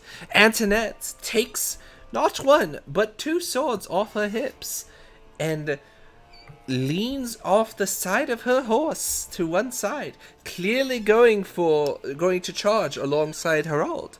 Harald, you're slightly in front of her, so I hope you don't stop, as she goes to slice up whatever Harald doesn't immediately trample over. Corbus, you are going to go parry. Cassandra, Yes. seeing aid, decides to focus on the one with the blade, and takes her sword in one hand as her other arm it's still functional, but it's clearly very injured. So it's not staying limp, but she's keeping it at the ready for, evasive maneuvers. And she takes her sword and prepares to strike a blow to the one with the rusty sword. And Harald, you're charging one of them. Do you want to try to charge the one with the sword? Or one of the ones who are unarmed? So, my idea, such as it was, is to just get this horse nice and pissed off and just and try to just charge through the crowd of the dead on whatever side of her Corbus is not on. Okay, so you're going to try and just use the horse as a ram. That is how cavalry charges work, yes. I mean, typically you have a lance, but I get what you mean. Yes, you typically have... Well, not a lance, a spear. Do not get in this argument with me. Ari, Look, the movies show it, alright? The movies don't lie to me. That said, Hollywood lies. you... California is a den of liars. Alright, give me a Dex Ride, difficulty 7, please. Alright, Dex Ride, diff 7. Where are you? Here. Dash.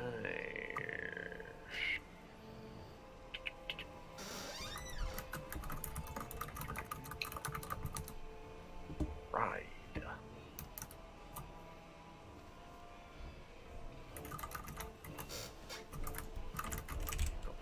7. What penalties apply?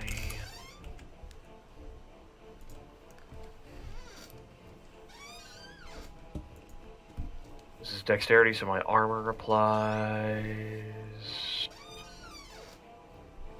Which should already be calculated, because I've got it in. Okay.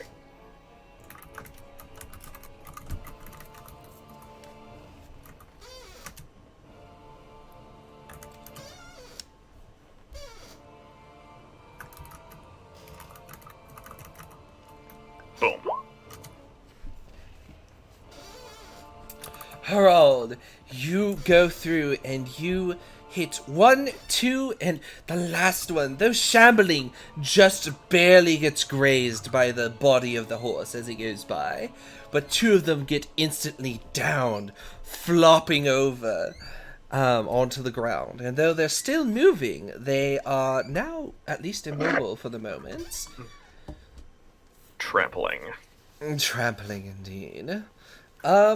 Give me a... Give me your... God, what would that be for damage? It'd technically be the horse's strength, I suppose, so... Go ahead and roll me. So Sorry. Roll me 3 plus 2, please. wow, this horse only has a strength of 3. Okay. Greek horses are pretty lithe. They're meant to be smaller horses so they can stand going across cliff sides and such. Yeah, but that's like less than. That's like just barely above average for a human.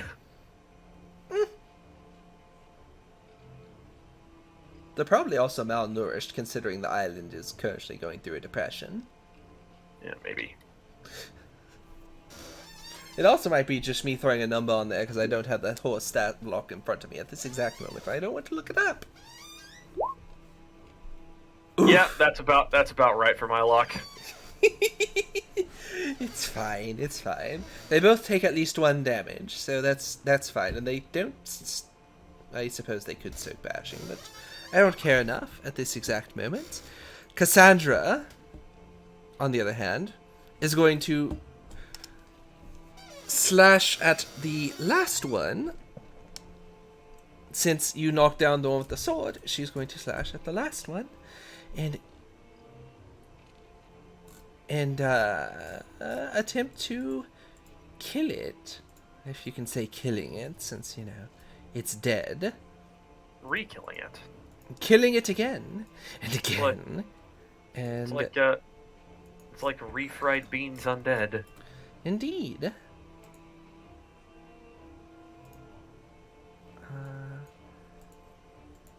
That's... Yes, okay. Did that work properly? It did not. Let me... Lorenzo, use the OC chat, please. So the dice don't get interrupted.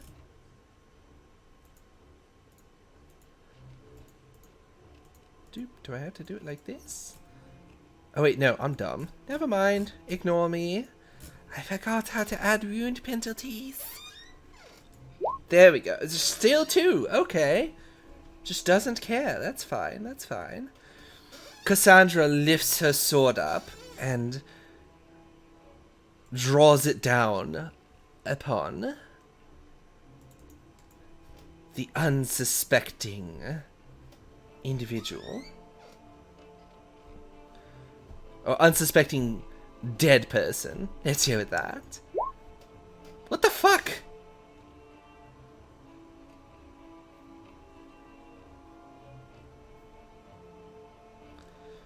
Okay, I suppose. She cuts through it, and its body seems to flail in pain, though it doesn't make a sound besides its idle groaning. And it tries to move closer. Corbus! Alas, none of them are going to swipe at you because... Well, I guess no, the 4th one could. 4th one will. 4th one's going to take a swipe at you. you. Also to protect this lady, because that's why I got in her business. Mm-hmm.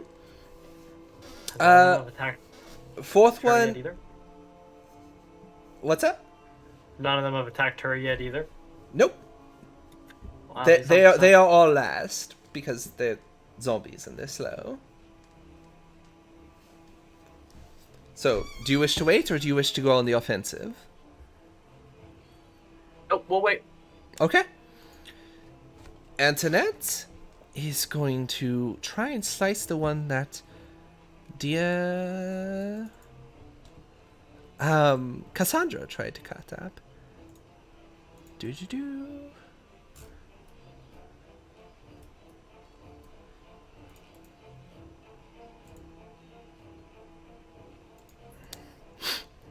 Alright, and she has difficulty 7 because she's fighting on horseback in this case, and...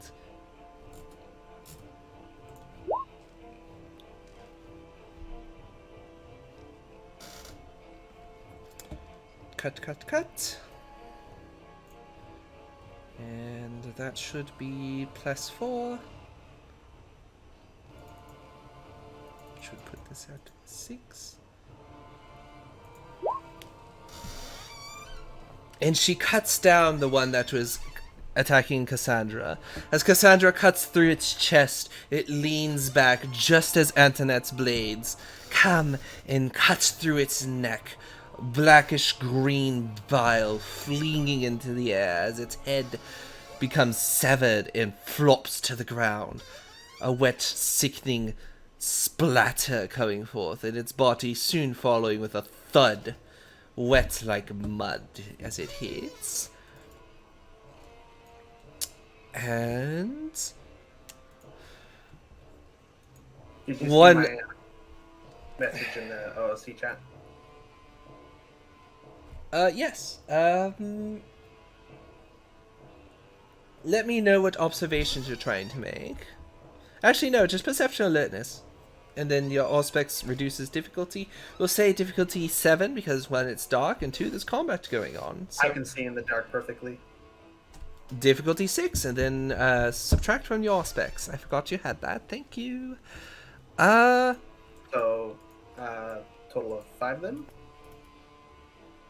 If you only have 1 Auspex. Yeah.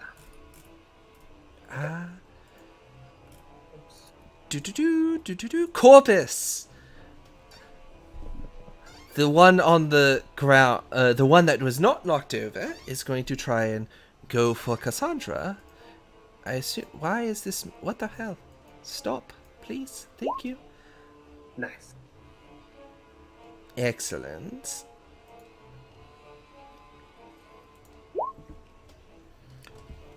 Corbus, can you deflect this? Oh, we'll just have to see.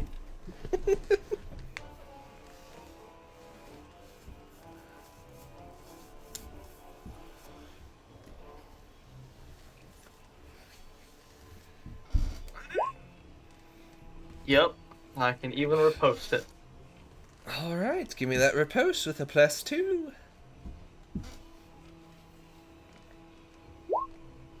Three lethal comes at the zombie. The zombie's arm comes down and you bat it away with the flat of your blade and use the momentum to carry your sword into a swing across its body, slicing through its chest, and you feel the bones that would normally be there to protect it give way, almost like you're cutting through butter or jelly, and pieces of it just fall out from the wound, splattering to the ground, and clear extended state of decay. And it groans at you angrily. And we'll go back to declaration. Antoinette is going to come around behind Harald again. This time keeping your swords up, intending to simply trample what zombies are still on the ground as they struggle to get themselves up. Corbus, what are you going to do? More of the same. Alright. Defending himself and the wounded lady.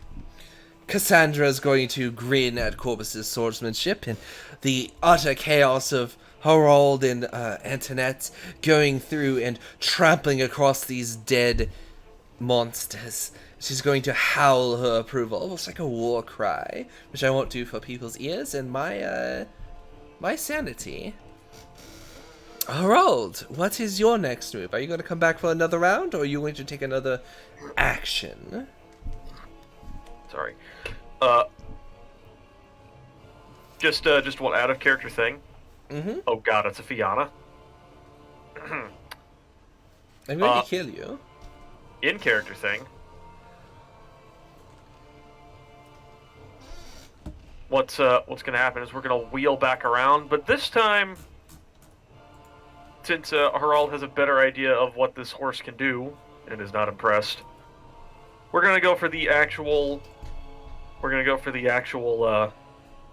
Cavalry tactics. So there's two zombies on the one side, yeah. Correct. And the what it's gonna be is wheel back around, charge past, and lean over one side of the horse, rear down, and just downswing the first one with the sword, upswing the second one. So 2 attacks essentially. Yeah. All right. Give me the roll for the first one, and we'll do damage for the first one after if you hit, and then we'll do the second one because you get to you get 1 dice removal and +1 difficulty. Plus 1 difficulty. Yep. And as I have discovered, the combat dice pools do not automatically include penalty from armor. You have to add that in manually. Correct. Part of that, I believe, is because you know who didn't actually add that part in, so carry on. Yes. All right, here we go. Swing the first. Specialty swords. Specialty didn't matter, but that's still a lot of dice. Indeed. So give me your strength +3. +6, actually. Is that the one we have? It is not. Okay. Alright.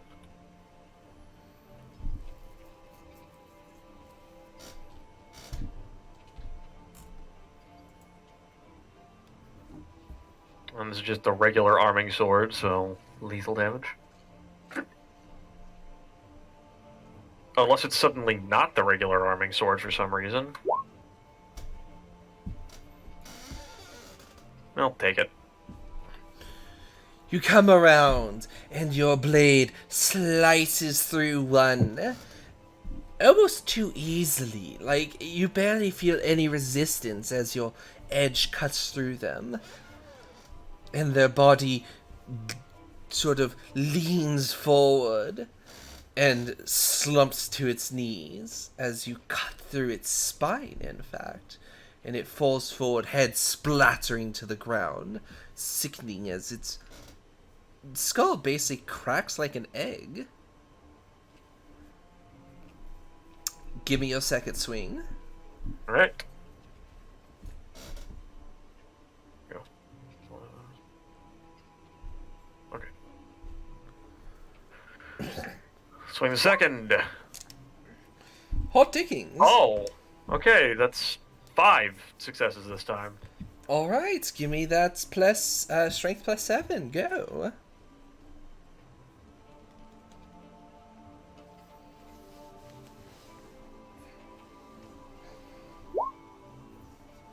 And that'll be 5 lethal incoming. You swing up, your blade cutting through the spine of the first one. Or, sorry, swing down and then back up, right? Down, then Yeah, up? so what it is the first one is he's just like leaned well like way over the saddle and just sweeping his whole body down, and then coming into the second one and just sweeping it up. You swing down, cutting through its spine, severing it, and as you pull yourself up, your blade comes back. You catch the other one right on the ear, and you get to Lorenzo with your excellent vision. You get to watch as the head collapses, not his cut, but collapses along the edge of that blade, pulling upward and severing through what should be hard skull, but seems to be almost like jelly. The brain exposed as the cut goes diagonally from the ear, the outer ear, all the way up through the top of the head.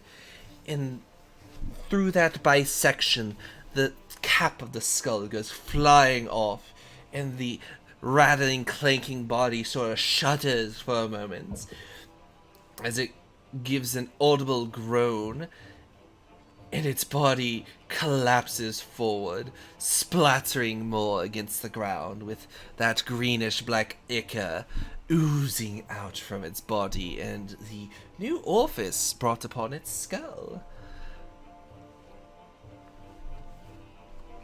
Cassandra, howling at the delightful double kill, turns to the last one, seeing Corbus at her back, well, relatively speaking at her back. She lunges forward to pierce into the dead.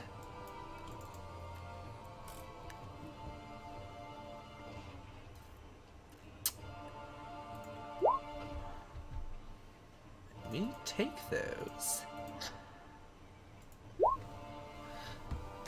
Alas, her blade is on point, but she seems to pierce into an area that just doesn't seem to be holding anything that would otherwise compromise the zombie's integrity. Piercing straight through and yanking it back out, she does minimal damage. Her injury is proving to give her a little less momentum than she was hoping for. Corbus, are you staying true to your defensive stats? Well, how many zombies are left? Just the one. Is it the one with the weapon? No, that one got taken down by Harald. We'll abandon the defensive stance and go for 2 slashes against it. All right, go ahead. Here. Let me give you /1. Do you want damage first? Yes, please. So just your flat strength +3. Assuming it's an arming sword. It's a dagger, so just +1. Oh, no. That must be awkward to parry with for a horse. He's not on a horse. Yeah, I he's on think foot. he's mounted. My apologies, I forgot.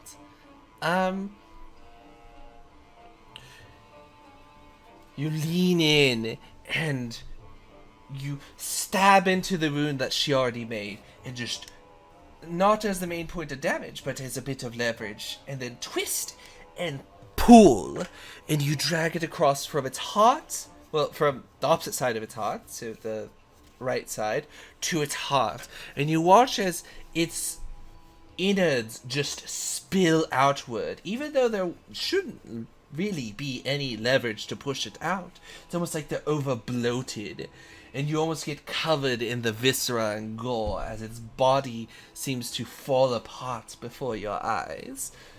Greenish black looking blood and organs just fall forth, splattering to the ground before you, and it seems to be trying to hold on as it reaches out before its body just falls to its knees, the sickening crack of what is left of its calcium snapping under its own weight, and its head slumps, falling into its own viscera, collapsing in on itself and caving inward. As we come to the end of combat. A very simple one.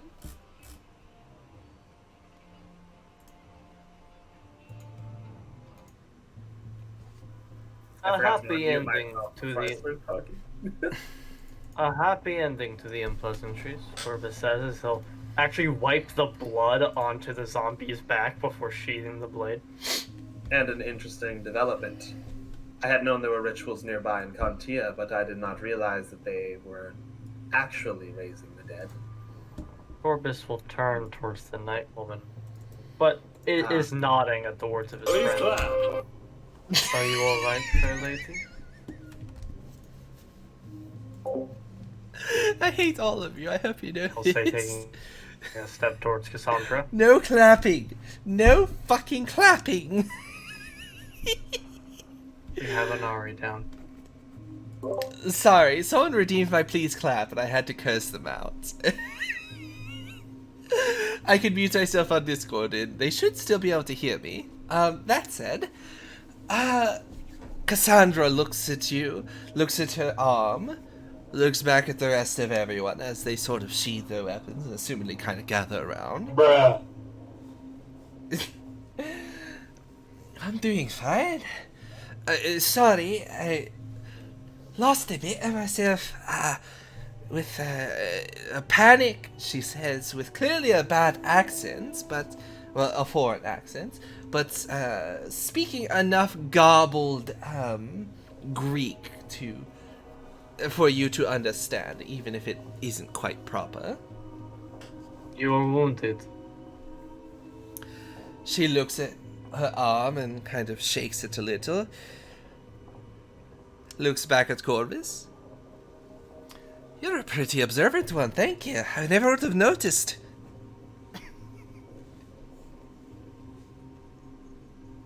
It was a Harald Corbus is gonna aura perception it.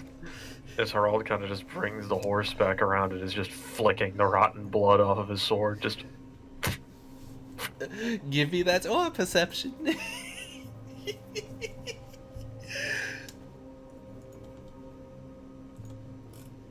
Also, you can all thank our sweet Lorenzo for all the very descriptive combats, because his perception alertness roll is high enough. Yeah, I succeeded on every single one. Yes. Huzzah. So you got to hear all the lovely details. Yeah. Or Also, perception. I'm going to collect a wait, what was that? Corbus did aura perception. Well, she's human. She is very human.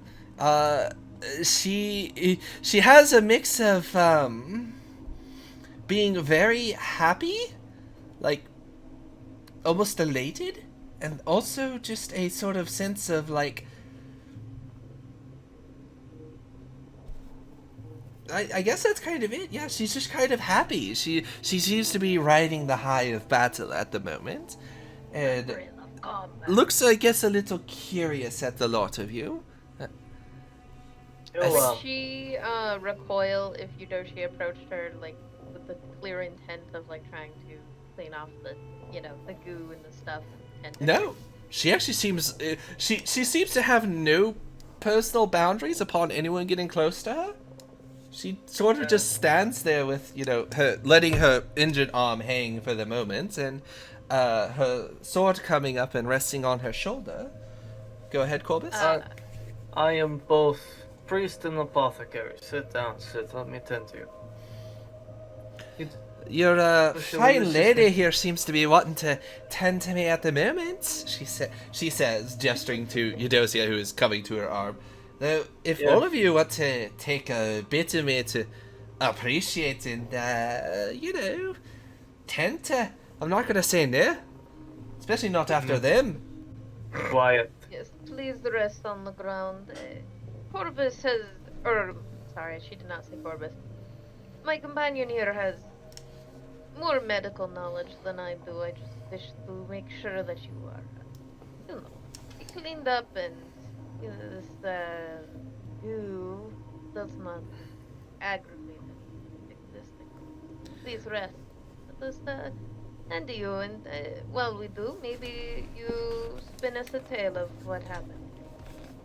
While they're saying that, Lorenzo is also going to get closer to one of these corpses and going for more one of the less absolutely destroyed ones. And I'm going to empty out the one of the vials of the dirt samples I took earlier. And I'm going to take a sample of blood. This vial, more like, really. It's really what it is. If you had to guess, something at some point, either due to decay or something, ruptured the stomach, as that seems to be what the green is, as the blood, or whatever the black stuff is, which might very well be blood, seem to mix with it, and that is the predominant fluid that is viscously maneuvering through them to give them some sort of animation, one would assume. On that note, Cassandra sort of steps away a little bit from all, the zombie gore, and finds a small clean patch and plops herself down, and lets those tend to her. She stabs her sword into the ground, looking on. Aye, y'all seem like a right, interesting lot. I guess may not be in the from rounds here. Might also be a bit interesting. Name's Cassandra Galanis. Excuse me. Was looking for some guidance on where to go about here, but seems I found some guides. Well, dead ones now, but well, I found y'all, so I suppose that's alright. You are quite lucky. I'm one of the reigning liege lords of this land, at least for a little while longer. After we get you patched up, I will take you to a villa so you may rest. Where be about your villa? Marina, not far. On the other side of these hills. You see her cringe a bit and she sort of looks away. Maybe just a bit of a patch job. I don't need to be going around a marina. What concerns you about Marina? I'll say as he's gonna fetch some supplies from his bag and, you know. Some debt collectors about there, are a little touchy, and, well, I might, they came collecting, and, well, I sorta killed the man that was coming to collect, and, well, the collectors weren't really happy about it. I did not stutter when I told you I was a liege lord. I will waive you of your debt. You have done this service to the land and to the church. I? She says, looking around her and sort of eyeing the situation, and then looks back up at you and raises a brow with her good eye and just sort of looks confused. I suppose, but you know what? I'm not gonna question it. Thanks. I'll take that waiver any which way you wish to give it.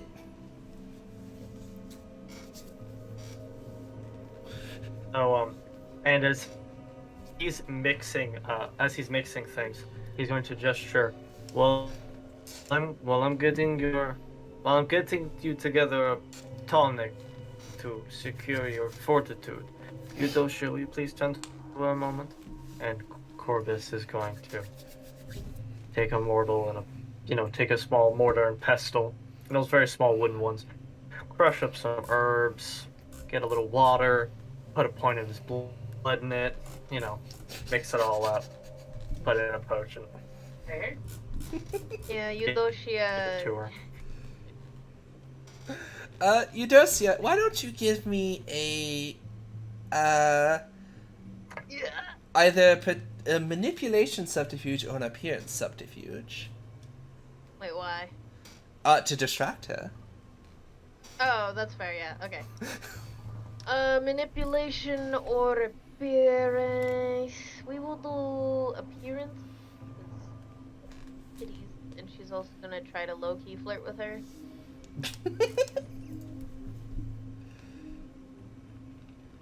And also, I just have one more point in that. Is the Difficulty mortal 7? Is the mortal what? is the mortal looking over in my direction? No, I'm distracting her with Booba. Well, provide you And succeed. cleaning. Give me that And- diff yeah. 6, please.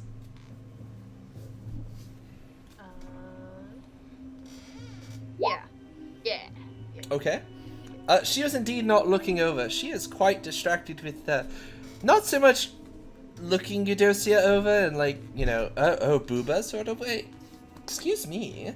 But is generally distracted with watching her movements, as Eudocia is doing that wonderful thing where when something crosses in front of your vision, magicians do this all the time, they'll draw something in front of your eyes to draw your attention to it. And Eudocia is doing that quite masterfully, just using whatever sash she has with her, winding it really wide around, unnecessarily so, but in a way that distracts the eye. And considering Cassandra only has one of those to use at the moment, it's quite distracting for her. So she just sort of watches, not really enthralled per se, but decently distracted, as Corbus does his potion mixing, in quotations. What is Lorenzo doing? Okay. I am going to, while she's not looking at me, of course, I'm going to use my final sight ritual. So I am going to prick my finger and drip a few drops of my blood on one of the corpse's eyes, if there are any intact. There is And one say- you can find, yes. Okay. And I'll say a brief prayer for his soul as described in the first school of thought for this ritual. I'm going to go ahead and do that. Whew! Oh, Jesus. Alright. At 5, full sensory perception of the hour. Jesus.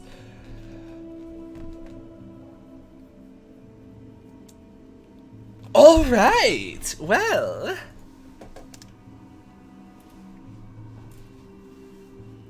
nice. God, this is gonna be bad. I'm sorry for you. So. I hate to put it this way. Am I going to be needed for more because I'm exhausted? We're wrapping up, don't worry. Okay. Don't worry, you're fine. I understand. So as you consume the eye with a bit of I'm not grimace- eating it. I'm doing the Oh. first school of thought on it. I thought That's you why I ate grabbed it. No. Okay, That's good. Now I don't have to describe it being squished in between your teeth. Thank you. Is that why you were apologizing? I was like, wait, what? Oh, no. The apology is because you have a full sensory perception of what's about to happen. So, Peeled grapes. so, Going down my throat. shush, so I can do this. So, you see before you sort of a mix of things happening, and from beginning to end, you're watching the body fighting and yelling and screaming as this seemed to be maybe a bandit at one point, as there's individuals they were dealing with. Now they're dealing with these dead things which are coming at them, and one grabs at his arm and bites into it and pushes him over, forcing him to lose control of his blade, clattering to the ground as he grabs its head and tries to pull it off. Another one falling onto him and biting and gnawing into his arm. And slowly but surely, more and more, probably a good half dozen, pile onto him, and one finally latching onto his throat and chewing away, cutting into his life force. Though, as he slowly goes limp, you still feel the sensation of pain, as you realize the bites have injected something into you. And you're slowly becoming paralyzed. Your muscles stiffening up as they chew and tear, pulling away your flesh and muscle. Though as you go completely stiff, they seem to lose interest and stumble off, the cries and screams of others echoing through the small area you're in. And another figure approaches. You can't catch sight of them as they are hooded. And they lean over you, chuckling and giggling, remarking about how pretty you are, and how she will enjoy turning you into something more useful. And she takes a spaded shovel and jabs it into your heart, ending you. So you think. You're dragged as you feel your life force ebbing away. And soon darkness consumes you.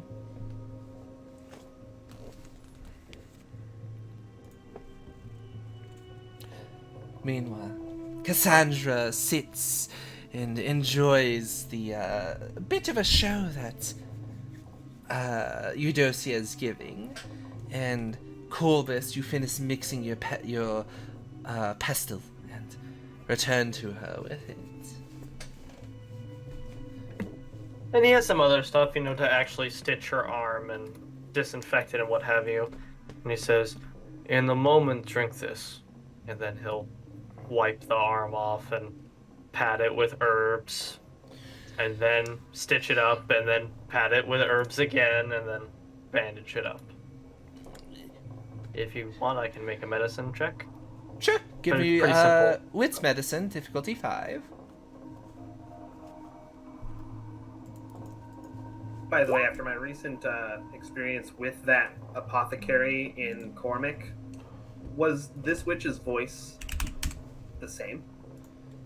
It did sound like passive ears. Yes. Okay, that pretty much confirms my suspicions then. Thank you. Well, she said she will find you enjoyable, meaning she likely is serving someone, but not themselves, unless she thinks her own powers come from somewhere else. Maybe she thinks she's embodying Artemis, but does not sound like she believes she has the power to do that. So you patch her up, and as you're patching her up, Cassandra drinks the pestle and grimaces and sort of gets this weird, like, what's that aftertaste that sort of tastes good on her face as she swallows the rest of it and sort of sets the small pestle aside, like, that's some strong stuff. Alright, I drank your shitty, whatever that was. What you put in is some berries at the end. Could you use more of those? Those tasted fine. I did that a little something extra for the taste and consistency. Next time if there is one, just like throw all that in there. Don't worry about the other stuff. I do need something that tastes nice. She says jokingly. Well, tomorrow, if your injury looks much better, I will be certain to give you some more of the blend for good health. He'll look at you. He'll turn from her and look at Eudocia and just smile at Eudocia like, thank you. She'll give him a wink. Cassandra will look between you both. Are y'all... whatever. It doesn't matter. Alright, we should all probably get going before more of those things show up. I don't care if we're going to Marina or not, preferably not. Being waived is one thing, having a debt collector still come for your neck's another. But let's get going. You will be protected at my villa. It has a full garrison. Fine. Look, I just want to get to sleep. It's late. And with that, not to cut you off, I'm sorry, Eudocia, go ahead. Nah. Just like, yeah, let's fucking dip. But you know, nicer. And fancy. And fancier. I see. And maybe a Alright. touch sexier. Yes, let's dip. So Alright, when you said that she said she will enjoy you, you were saying that as the quote that she said, right? Mm-hmm. Okay, just wanted to confirm, because when you said that initially, I thought she was referring to herself. Okay, that clears it up. Thank you. Indeed. Now, she still could be. She is crazy. Again, this could be something where she's referencing, like, overall, a power that comes through her, or perceived power from others. Who knows? But with that, this is where we'll end this evening. I know it was a bit of a shorter session. Given last one went forever, because we had a lot going on. But we will end here for tonight. We have one tired player, one player who wishes to go spend time with their lovely boo, and then, yeah, it's we're at a good stopping point. We're almost off the island, it sounds like. I will announce this. Corbus, whenever you get back to Marina, I assume you're going to send a letter to Kishnik? I'm actually going to send an animal to Kishnik. Okay, that works. Cassandra would introduce her raven as her pet raven. She doesn't have a name for it. She's just her pet raven. It, for whatever reason, sticks around with her and follows her places. It's followed her all the way from, I think is it Wales at the time? Is it Wales during this time period? Depends. Is she? There were a few different places during this time period. Funny. I know about most of. We'll discuss that later. Is she from not Ireland? Is the only yes, question? she's from Ireland. It was Then it wouldn't be the well. Kingdom of Gwynedd. Yeah. Okay, so it's followed her from Gwynedd ever since she apparently had some sort of spiritual awakening she'll comment about or something or other. She thinks it was just her tripping on some bad berries. But it's followed her ever since then. Fun fact. Fun fact for anyone who has religion at least 2. The raven only has 1 eye. And that's where we'll end. Now, actually, this is the year 1205 that Ireland actually becomes Ireland. So, Interesting. Wales is still nice. 12. It's still. I think it's Gwynedd. Don't try to pronounce Welsh. Don't try to It pronounce gives me Welsh. a translation here. It says Gwynedd. Oh. And I'm gonna. That's awful. I don't like it. Alright, so yeah, she mentions that and come to find out the raven only has 1 eye, which is particularly odd. But anyway, moving forward, she doesn't believe it, but that's the only explanation she can have for why the raven is following her. She thinks she's blessed by some other spirit or something. Because the raven seems immeasurably intelligent and seems to be following her from way past its normal roosting grounds, and has followed her ever since. And she actually doesn't know why she travels so much. She just really enjoys traveling and often gets in trouble for it. But yes, she is an interesting individual. We'll get into more of her later, and whether she will continue on the journey with a lot of you or not. But this is where we'll end for this evening, so one player can sleep and the other can go enjoy family time. You all are greatly appreciated. We will have a quick debrief after this, per usual, so please do not shoot off just yet. Everyone else, we are going to drag you over to raid someone. last words, because I'm an idiot. No, it's actually literally just called Ireland. It's Norman Ireland. That's it. There's God. principalities, but Yeah, There's- specifically Wales is in Latin. You have Venedotia or Norwalia. So you Like- got that, or else the Welsh Union. technically, like the Munster is held by the native Irish, and then there's Unoil. I cannot, not my language, but it's like Unoil in like the very north, kind of swampland, is held by the natives. But like all of the cities are, and the majority of the isle is held by the Normans. All right. Thank you for that, all of you. I was half listening, I'll admit, because I was getting this set up. Thank you all for coming. Everyone say good night. Good night. Good night. Good night. Ta Please do ta. not perish in your sleep. It'll be very unfortunate. I'll miss you.